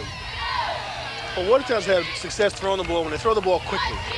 It's when Fantasia can't find anybody, rolls outside, they've had some trouble. And that was the case where he just took too much time throwing the ball. Fantasia coming off the field, and he usually does the punting. Looks like Dicker's going to hit it. Fantasia's got a real slight limp. Looks like his left leg. Dicker back to punt, takes the snap. Flags everywhere. Illegal motion, Watertown, I believe. Exactly, Dick. Yep. Knock it back to the 15-yard line. So this is exactly what Watertown does not want. They wanted to be able to stick Wakefield probably somewhere on the other side of the 50-yard line, and now it looks like they're going to get it. Their 2 up-backs, number 29, Matt Mahoney, and number 22, Jason Farrell, now situated at about the 42-yard line. There's the snap, and Dicker hits one, and it's a pretty good punt, taking it about the 48. Buried by number 63 for Watertown, Keith Lancione. Great hit on number 22, Jason Farrell. And that ball was going to be put down at the 35-yard line of Watertown. So, with 1:06 remaining in the third quarter, and the score, Watertown 14, Wakefield 3. Wakefield will take over, and they do need to put points up in a hurry. Fantasia back, just checking back into the lineup.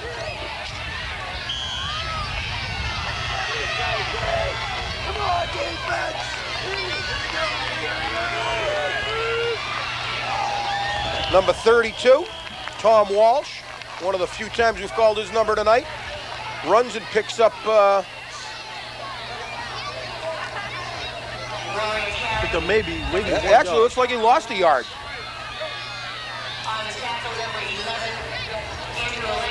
Paul Fantasia trying to walk it off. He's still got a slight limp. And don't be surprised to see Wakefield try to take advantage of that right now. I'm surprised the coaches haven't picked that up and get him out of the ball game. I mean, that's where you're going to get beat. And that's exactly where they run a lot of their plays, crossing patterns right over the middle. So hopefully they don't see this. It could be a decoy also. Yep, and they're going D'Agostino back to pass. Throws one down the deep right sideline. Touchdown, number 43, Robert Cataldo, and he beat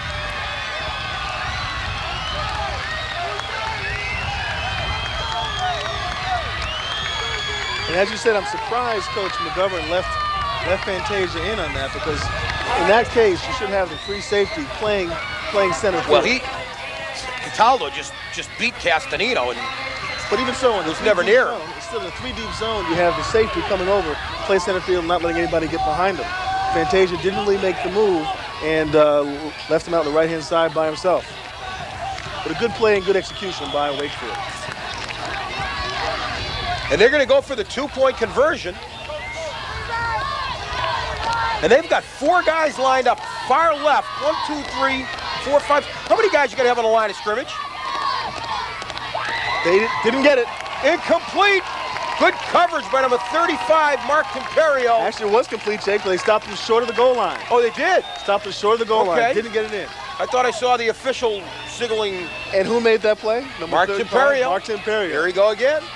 So it's 14-9, 49 seconds remaining here in the third quarter.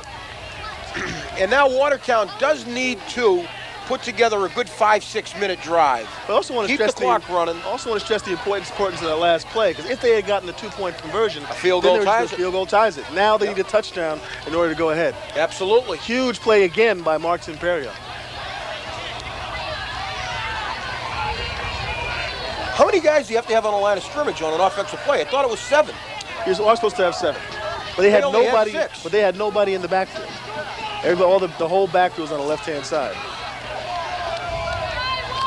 I thought they only had 6 guys out. They had 7. They had 7. They were all stacked behind each other. Oh, the 4. That's right. All 4 were stacked behind them. The first guy was on the line of scrimmage. Yeah.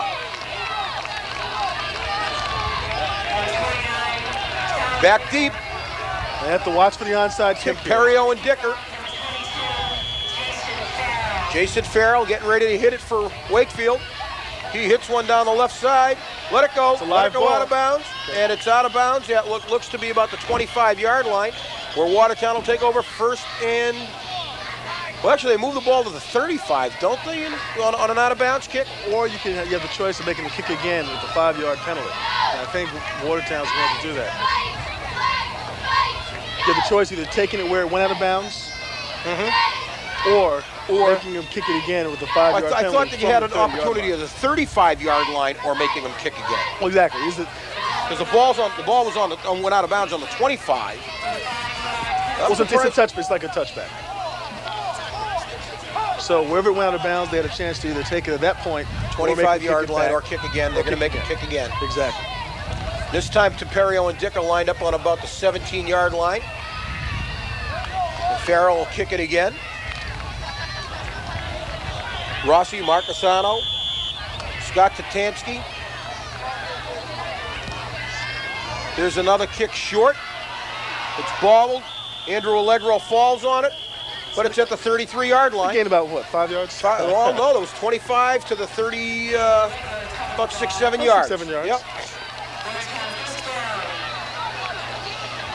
46 seconds left to go in the third quarter, with Watertown leading 14-9 after a huge play by Mark Temperio to stop in the 2-point conversion on a Wakefield. Great coverage by Temperio on that play, by the way. Great coverage. And Fantasia seems to be running a little bit better right now as he comes back out to greet his offense with the play selection.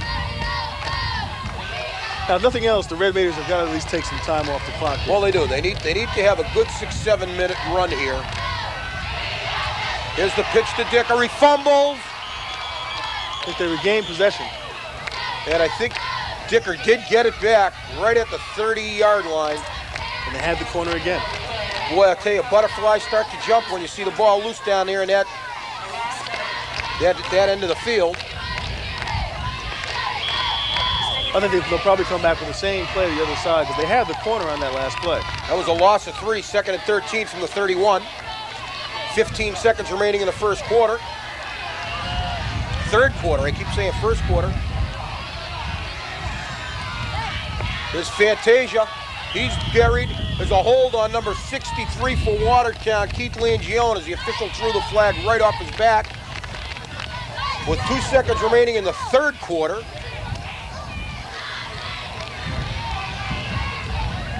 Now the Red Raiders have to be careful here. They have to make sure they don't lose the momentum they've gained all through the third quarter.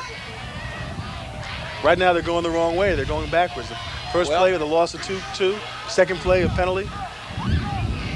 You know, you play teams that are 6-0 and good football teams like Wakefield, you can't give them any help. And they're not going to go away. They're not going to go away. Just after a few scores, few good plays, they're not going to go away. They certainly are not. And you can't give them any assistance and any help by pushing yourself deeper and deeper into your own territory. Not at all. Because when you do have to punt, there's the clock winding down the last 2 seconds of the third quarter. We're going to switch ends of the field. And as I was saying, you know, they don't come up with a first down now. They're going to wind up giving Wakefield great field position. They are. So the defense is still playing well. Defense is playing a good, solid game. But the offense in the last 2 possessions have not really had the spark that they exhibited in the first possession of the third quarter. Well, at the end of the third quarter, 14-9 Watertown. We'll take a short break and we'll be right back. And that's it for our halftime report. And you're clear. I've got to run. I'm getting my cable installed today. You'll never be back in time for the wrap. They're always late. Appointment's guaranteed. That's right. We guarantee we'll be on time or the installation is free. And with service calls, if we're late, you get a $20 refund. What a second half, and welcome to the postgame show. It's on time or it's on us. Continental Cablevision.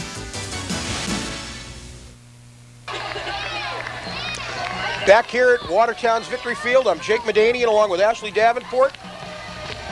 A very excited, very optimistic Watertown crowd. Watertown leads this one 14-9 in a battle for first place in the Middlesex League. Good crowd here. We're just starting the fourth quarter, 2nd and 23 from their own 20. Here's Fantasia on a pitch to Dicker. Dicker trying to turn the corner. He's dragged down at the 22-yard line. Gain of 2, 3rd and 21 coming up. And Watertown leads us 14-9, as I mentioned. And Watertown has played a great football game tonight, both sides of the football. I think Dicker is down. Yes, he is. Tom Dicker is down and holding. It looks like it might be a cramp. They're trying to stretch him out.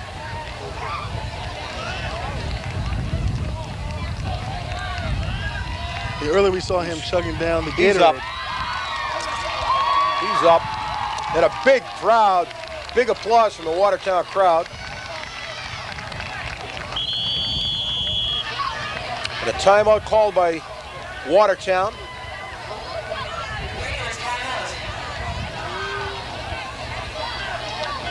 I think he just got cramped up on it. There's a great picture of the crowd here tonight.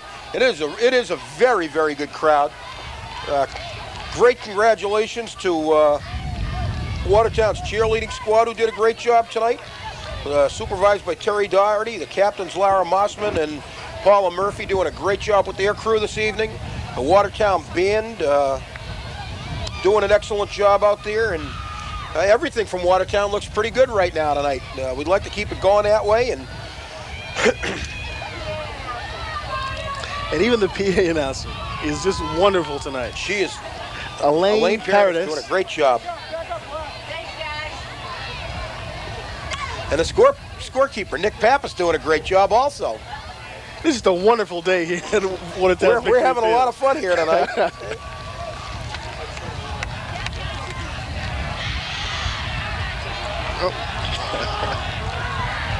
And Jake, you're doing just a wonderful job tonight. Thank you. As you are, Ashley. Thank you. Now, back to the action.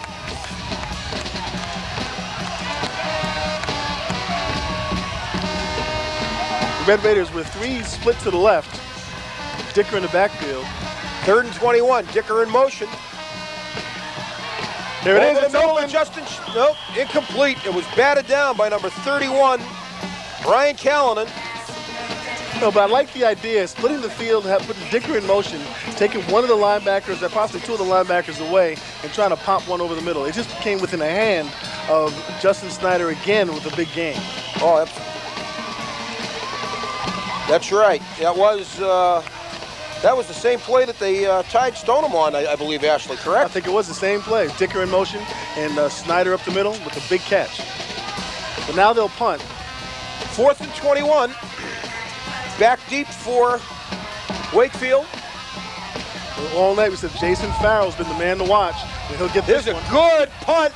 It's grabbed by number 22, Jason Farrell. And Farrell again. He starts running side to side. There's a good block by number 84. Farrell comes up to the 50-yard line. That was a great block by number 84, Brian Lockhart, on Close number to being a 35, Mark Temperio. He hit him square. Great block. Farrell gets it up. Ball's marked at the 46-yard line of Watertown.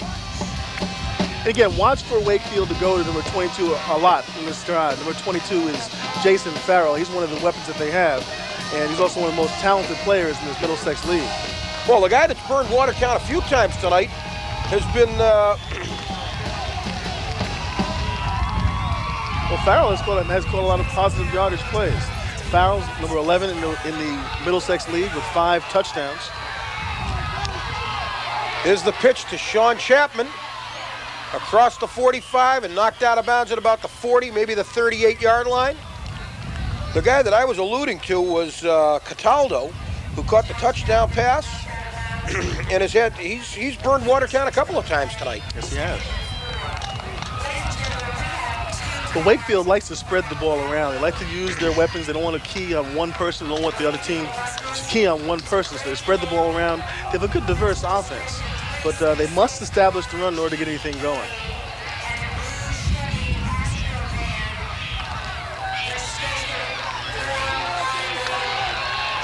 Number 13, Tim Hill, wide left. D'Agostino with the pitch to Chapman. Chapman comes in, he's buried by Dicker. And I'm going to tell you, Dicker put a hit on him. He got down to what looks to be about the 37-yard line. There's a flag on the play. I think there was a clip on number 21, John Castanino. John Castanino. Holding Wakefield. But John Castanino closing in from the right side was held by the flanker.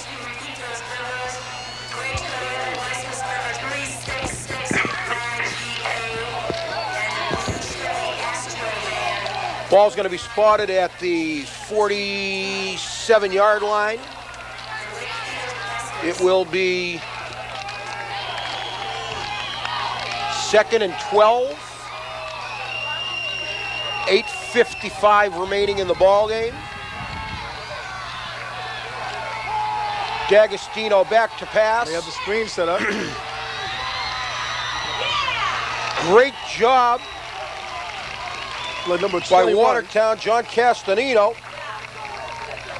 The pass was to number 32, Tom Walsh. The screen was set up very nicely. And again, the Red Raiders are doing a very good job of just not letting Wakefield get it going. Actually, that pass was to number 22, Jason Farrell. Wakefield has had no consistency throughout the whole game. Checking in right now is number 34, Robert Iosa.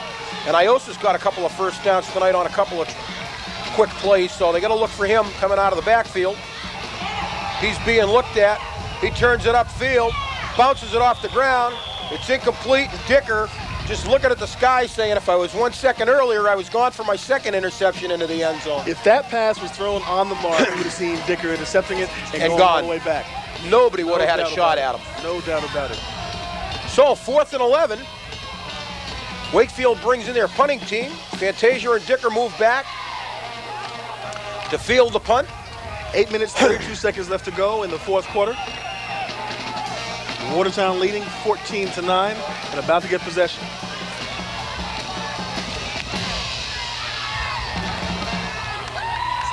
There's the punt. It is going to be down at the 20-yard line, 19-yard line, where Watertown will take over. 8:21. They do need to sustain a drive now and really try to chew up as much of that 8 minutes as possible. And I think one more score would put this game away. Oh, absolutely. Should Watertown get on the board. Because anytime you have a team such as Wakefield that is comfortable throwing the ball and anything can happen real quick. Bang, bang. You're right. Anything can happen very quickly. So Watertown needs to sustain a drive, needs to take some time off the clock, needs to rest their defense, which has done a great job this second half, and put some points on the board. Here's the gift to Dicker. Tries to turn it to the outside. He does. Gets back to the line of scrimmage, maybe to the 21, depending upon the spot. Dicker with the gain of, looks to be 1 yard line. And Ashley, he's got to be pooped tonight. Well, he's had a lot of carries tonight. And every single time he carries the ball, he has 2, 3, 4 people bringing him down.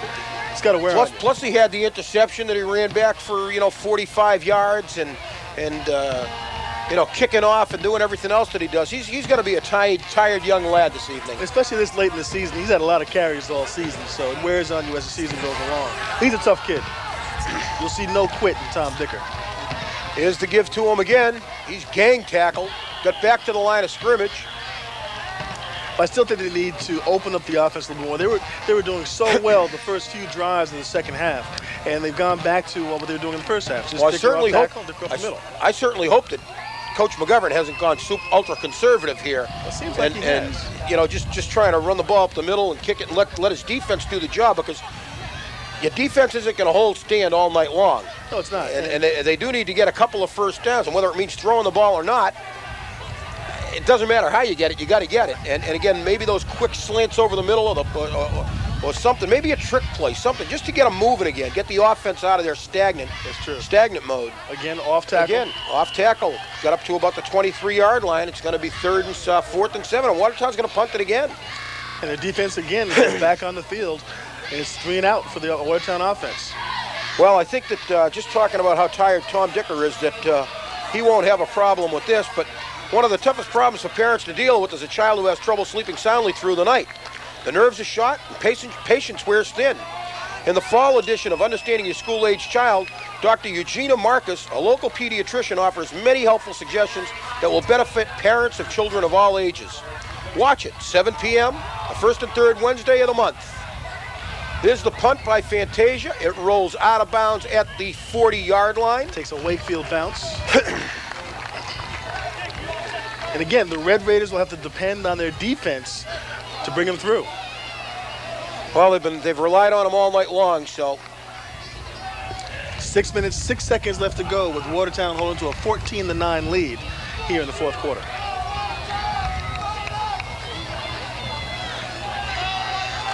One more time, defense.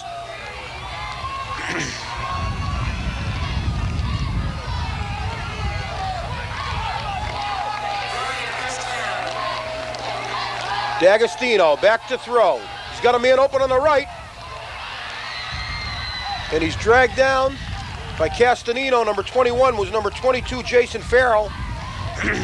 First down. And you see Wakefield do this time and time again. They send one person that goes in between the zone, sits there, and waits for the zone to open up. And quarterback D'Agostino does a good job waiting for him to get open and delivering the ball. Again, the first down. Should they go to a man-to-man defense here and try to take that away, Ashley, or are they going to stay in the zone? I think underneath you have to do something man-to-man. Play a little bit closer because they're picking apart the zone. Here's the give to Chapman. He's dragged down at about the 29-yard line by Tom Dicker. That's going to be a loss of about 3. Chapman screaming at the official, looking for a face mask call. Doesn't get it. Ball's on the 27-yard line.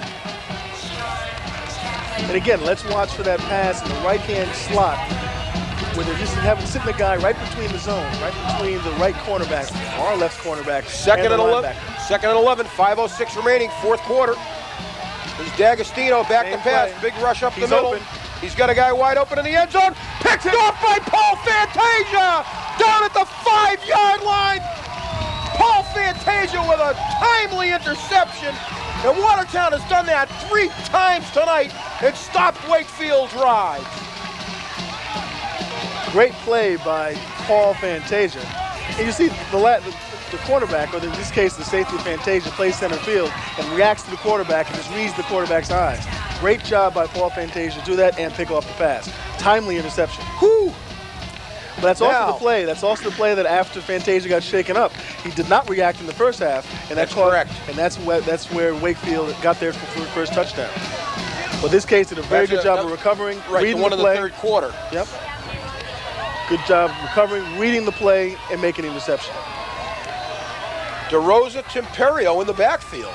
Dicker sitting this down out. He's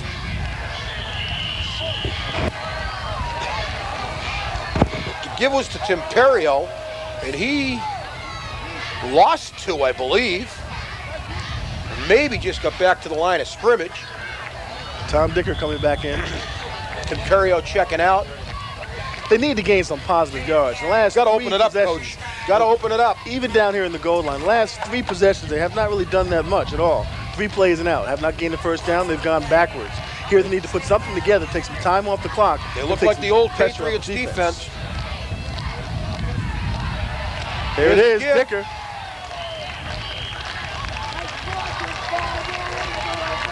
And Fantasia is hurt. He's limping off the field.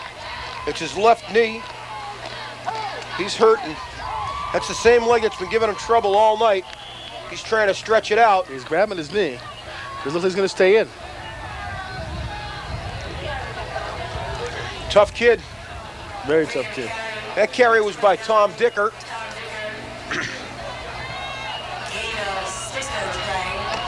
Gain of 6. It's going to be 3rd and 5 from the 10-yard line. 3:38 remaining. There's Fantasia. Quick gift to Timperio. First down. First down. As he got up to about the 27. And again, that's my player of the line. game, number 35, Mark Timperio, making big play after big play. Good job off the left-hand side, finding the hold and getting the first down. They needed that a lot, Jake. Well, I'll tell you, I'm not going to say anything bad about the job Timperio's done tonight, but my player of the game is Dicker. A run for a touchdown that was astounding, an interception for a touchdown. Actually, the entire Watertown team should be player of the game because they've done a great job. You know what? I think I take Dicker for granted sometimes. You know he's going to get his yards. Yeah, you know he's definitely the player of this team. It is. But the one person who stepped up a little bit has been Mark Timperio.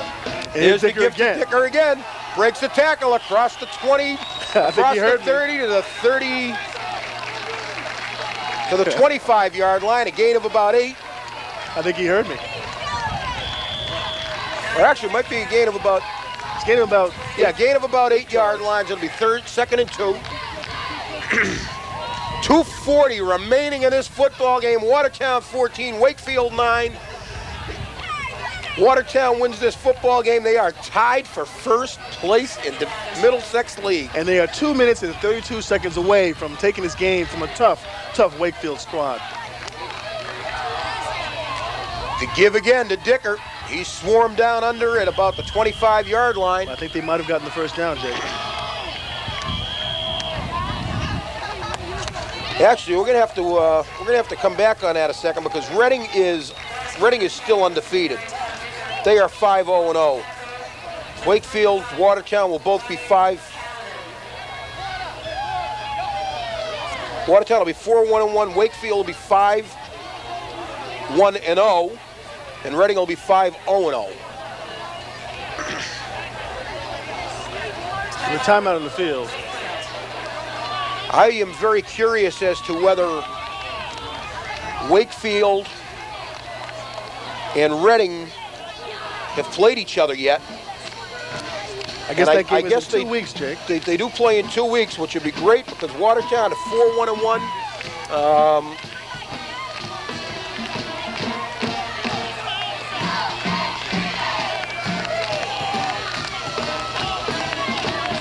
Wakefield needs to play Melrose and Reading. And Melrose has a 3-2 record now in the Middlesex League. Yeah, I'll tell you, they played a good football game against Watertown. Watertown did beat them, and Reading will have to play, trying to get that information right now. We know they're going to play Wakefield, and I'm not sure who their other opponent is. To go back to live the field. 3rd and 1 from the 26. And it is going to be very close. The run was by Mark Timperio, and I do not think they got the first down. The ball's just marked on the other side, just on the 26-yard line. And they tried a misdirection play, sending Dicker to one side and coming back with Timperio, but read very well by the Wakefield defense. And now that brings up 4th and 1. And they're on their own 22-yard line. 26-yard line. 26-yard line. Punt, you got to punt the ball. You can't go for it here. You don't make it. You do not want to give them the football on a 26-yard line. Well, if you do make it, all you have to do is run the clock out. If you don't make it, then obviously you're calling your defense one more time. Not from 26 yards. You don't punt the football. Got to punt it. Yeah, Got to punt it. I mean, I believe you have to. Got to punt it. But they're going to go for it. Nope, they're punting it. Dicker's punting it. Fantasia's leg is still bothering him, so he's not going to punt. Dicker will. Back, number 22, Farrell. Bad snap. Oh, he can still kick Dicker it. Dicker picks it up. Kick it, kick He it, runs. kick it. He's dragged down at the 10-yard line. Oh, my God, this is just what they did not need.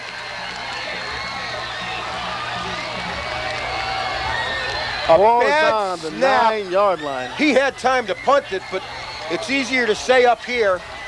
But also when your normal kicker isn't in the game, your second, in this case, even Tommy Dicker is a good athlete, but if you're not used to these situations, you don't really know what to do right away.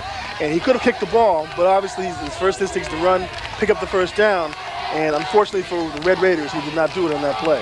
But still, they still have 1 minute, 51 seconds left to go. He was the punter last year, Ashley. But still, you have to do it consistently. Yeah. And this year it's been fantastic. First and 10 on the 10. Here's the pitch to Chapman. He's buried and swarmed under right. Just gets back to the line of scrimmage. Timeout, Wakefield. 1:44 remaining. Now this situation really goes against Wakefield because Wakefield throws the ball well, but they need a lot of spacing in order to do so. So here, with that much, it's a short field. Here, there's a short field. They don't have that much spacing to throw the ball, and all evening long they have not been able to run the ball successfully. So this definitely works in Watertown's favor. Well, maybe they should have gone for it. We still have 1 minute, 44 seconds left to go with Watertown Red Raiders holding to a 14-9 lead here in the fourth quarter. They have called on their defense all night long. They're calling on them one more time. Wakefield does have to score a touchdown, I remind you. It's 14-9. A field goal does them no good. And they only have 2 downs to do so, Jake. Well, they've got 3. It's second down now. Second, third, and fourth. You know they're going to go for it if they don't get in on second and third. Most definitely. And I believe that they can get a first down if they get it to the goal line without it being. Actually, look at the flag on the opposite side is just inside the pylon. Whenever it's laid down like that, that means it's inside. No chance of a first down. Exactly, inside the absolutely. End zone. If it's inside the end zone, it's no chance for a first down. Great eyes. Chapman and Callanan in the backfield. The pitch to Chapman, the reverse to Farrell. He comes across the 10. He scampers down to the 5, down to the 3. And he's dragged down. He faked Andrew Allegro out of his shorts. And I think Tom Dicker is down again. Dicker is down at the line of scrimmage.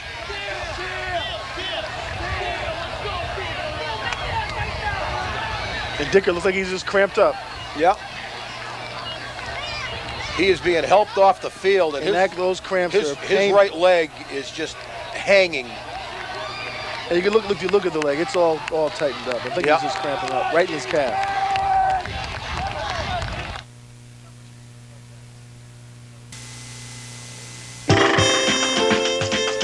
Getting accepted to college wasn't easy, but Tony kept his nose in the books.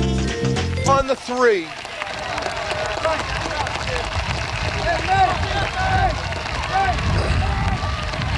So with 1 minute, 27 seconds left to go, 2 down territory.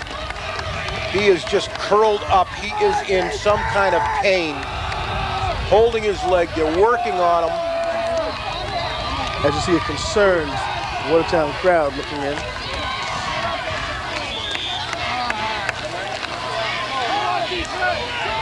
It's trainer Steve DeMenedetti attending to Tom Dicker.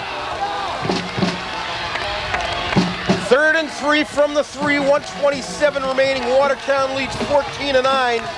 These 2 plays here, Jake, can decide the game. But they have to do it without their key player, Tom Dicker.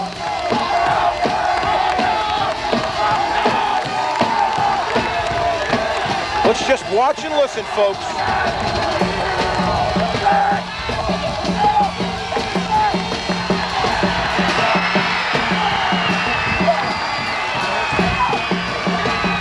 Touchdown, Wakefield. Number 27, Sean Chapman.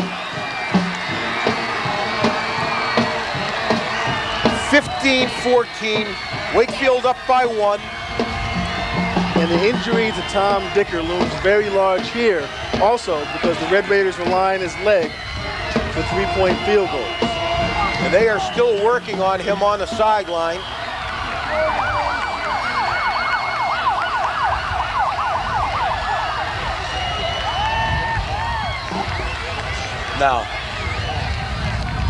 Now, will Wakefield go for 2? I think Wakefield's going to kick it. They have the team lined out. They called a timeout. Well, this is very big because if they kick the 1-point conversion, they go up by 2. If Watertown comes down and hits a field goal, they win by 1. The 1 point doesn't mean a thing here, Ashley. It doesn't. It seems like you got to go for 2. I don't know why they have the tee out there. They have the tee out there like they're going to kick the extra point. I question Coach Bogas's call here. 1 point doesn't mean a thing. 15-14, 16-14 doesn't matter. It doesn't. But what it does do is it enables Watertown with an opportunity to get downfield and kick a field goal and win the game. They win the football game as opposed to tie it. Well, let's see what the call is by the Wakefield coaching staff. Again, if you take a look at Tom Dicker who's being attended to on the sidelines. And they just kicked through their tee right back off the field. So they're going to go for the 2. They thought about it. They are still administering to Tom Dicker down on the sideline.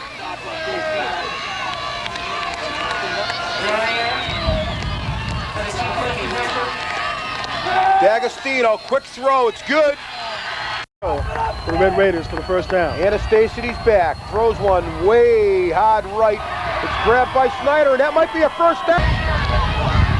Over the middle to DeRosa. He catch and lose tonight, really is. Absolutely heartbreaking loss for Watertown. The kids just walking off the field, totally dejected, and getting ready to shake them up with the Wakefield group. One of the things away from pulling off one of the biggest upsets against first place Wakefield. Wakefield came in with a massive defense and a number 6 ranking in the recent Division II football poll from the Boston Globe. But Watertown was coming off its first victory over Woburn in 10 years, and right now they're playing some of their best football they've played in years.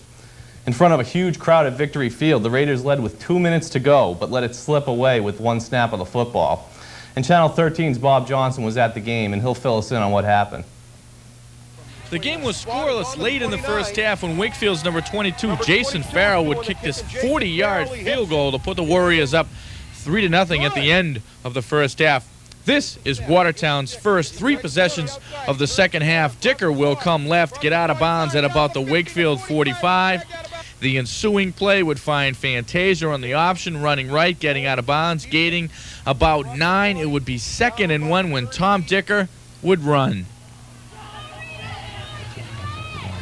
Fantasia with the quick give to Tom Dicker. He's rumbling. He's got the ball back. Touchdown! What a play by Tom Dicker behind his back. Jake Medanian and Ashley Davenport could not control themselves as that man would kick the extra point. It would be 7-3 on Wakefield's next possession, 3rd and short. Throws it down the middle, picked off by Dicker. Across the 40 to 35 to 25. He's got 1 man to beat. Touchdown, Watertown, Tom Dicker. Tom Dicker would kick the extra point. It's 14-3 Watertown. And then late in the third quarter, with under 1 minute to go, D'Agostino would throw this 35-yard touchdown pass to make it 14-9. Under 2 minutes remaining now in the game. This is what did in the Raiders, the bad snap on the punt. Dicker could not handle it. He tried to run for the first down. It would be Wakefield 1st and goal. On 2nd down and goal, they would try the reverse with Jason Farrell. He would get down to the 3-yard line. Dicker would get hurt in the middle. He received a block at the knees. He would come out of the game. The ensuing play, Wakefield would go in to take the lead. They would score 2 points to lead, 17-14. When Watertown got the ball back, Fantasia would run to the left to try to get out of bounds, looking for a receiver. Watch this tackle. He slams his head onto the ground. He gets a concussion. With both those guys on the bench, Watertown could not score. The final score from Victory Field, Wakefield 17, Watertown 14. A wonderful game. For the Watertown Channel, this is Bob Johnson reporting. Paul Fantasia will play this weekend against Winchester, but the other captain, Tom Dicker, he's listed as doubtful for the game.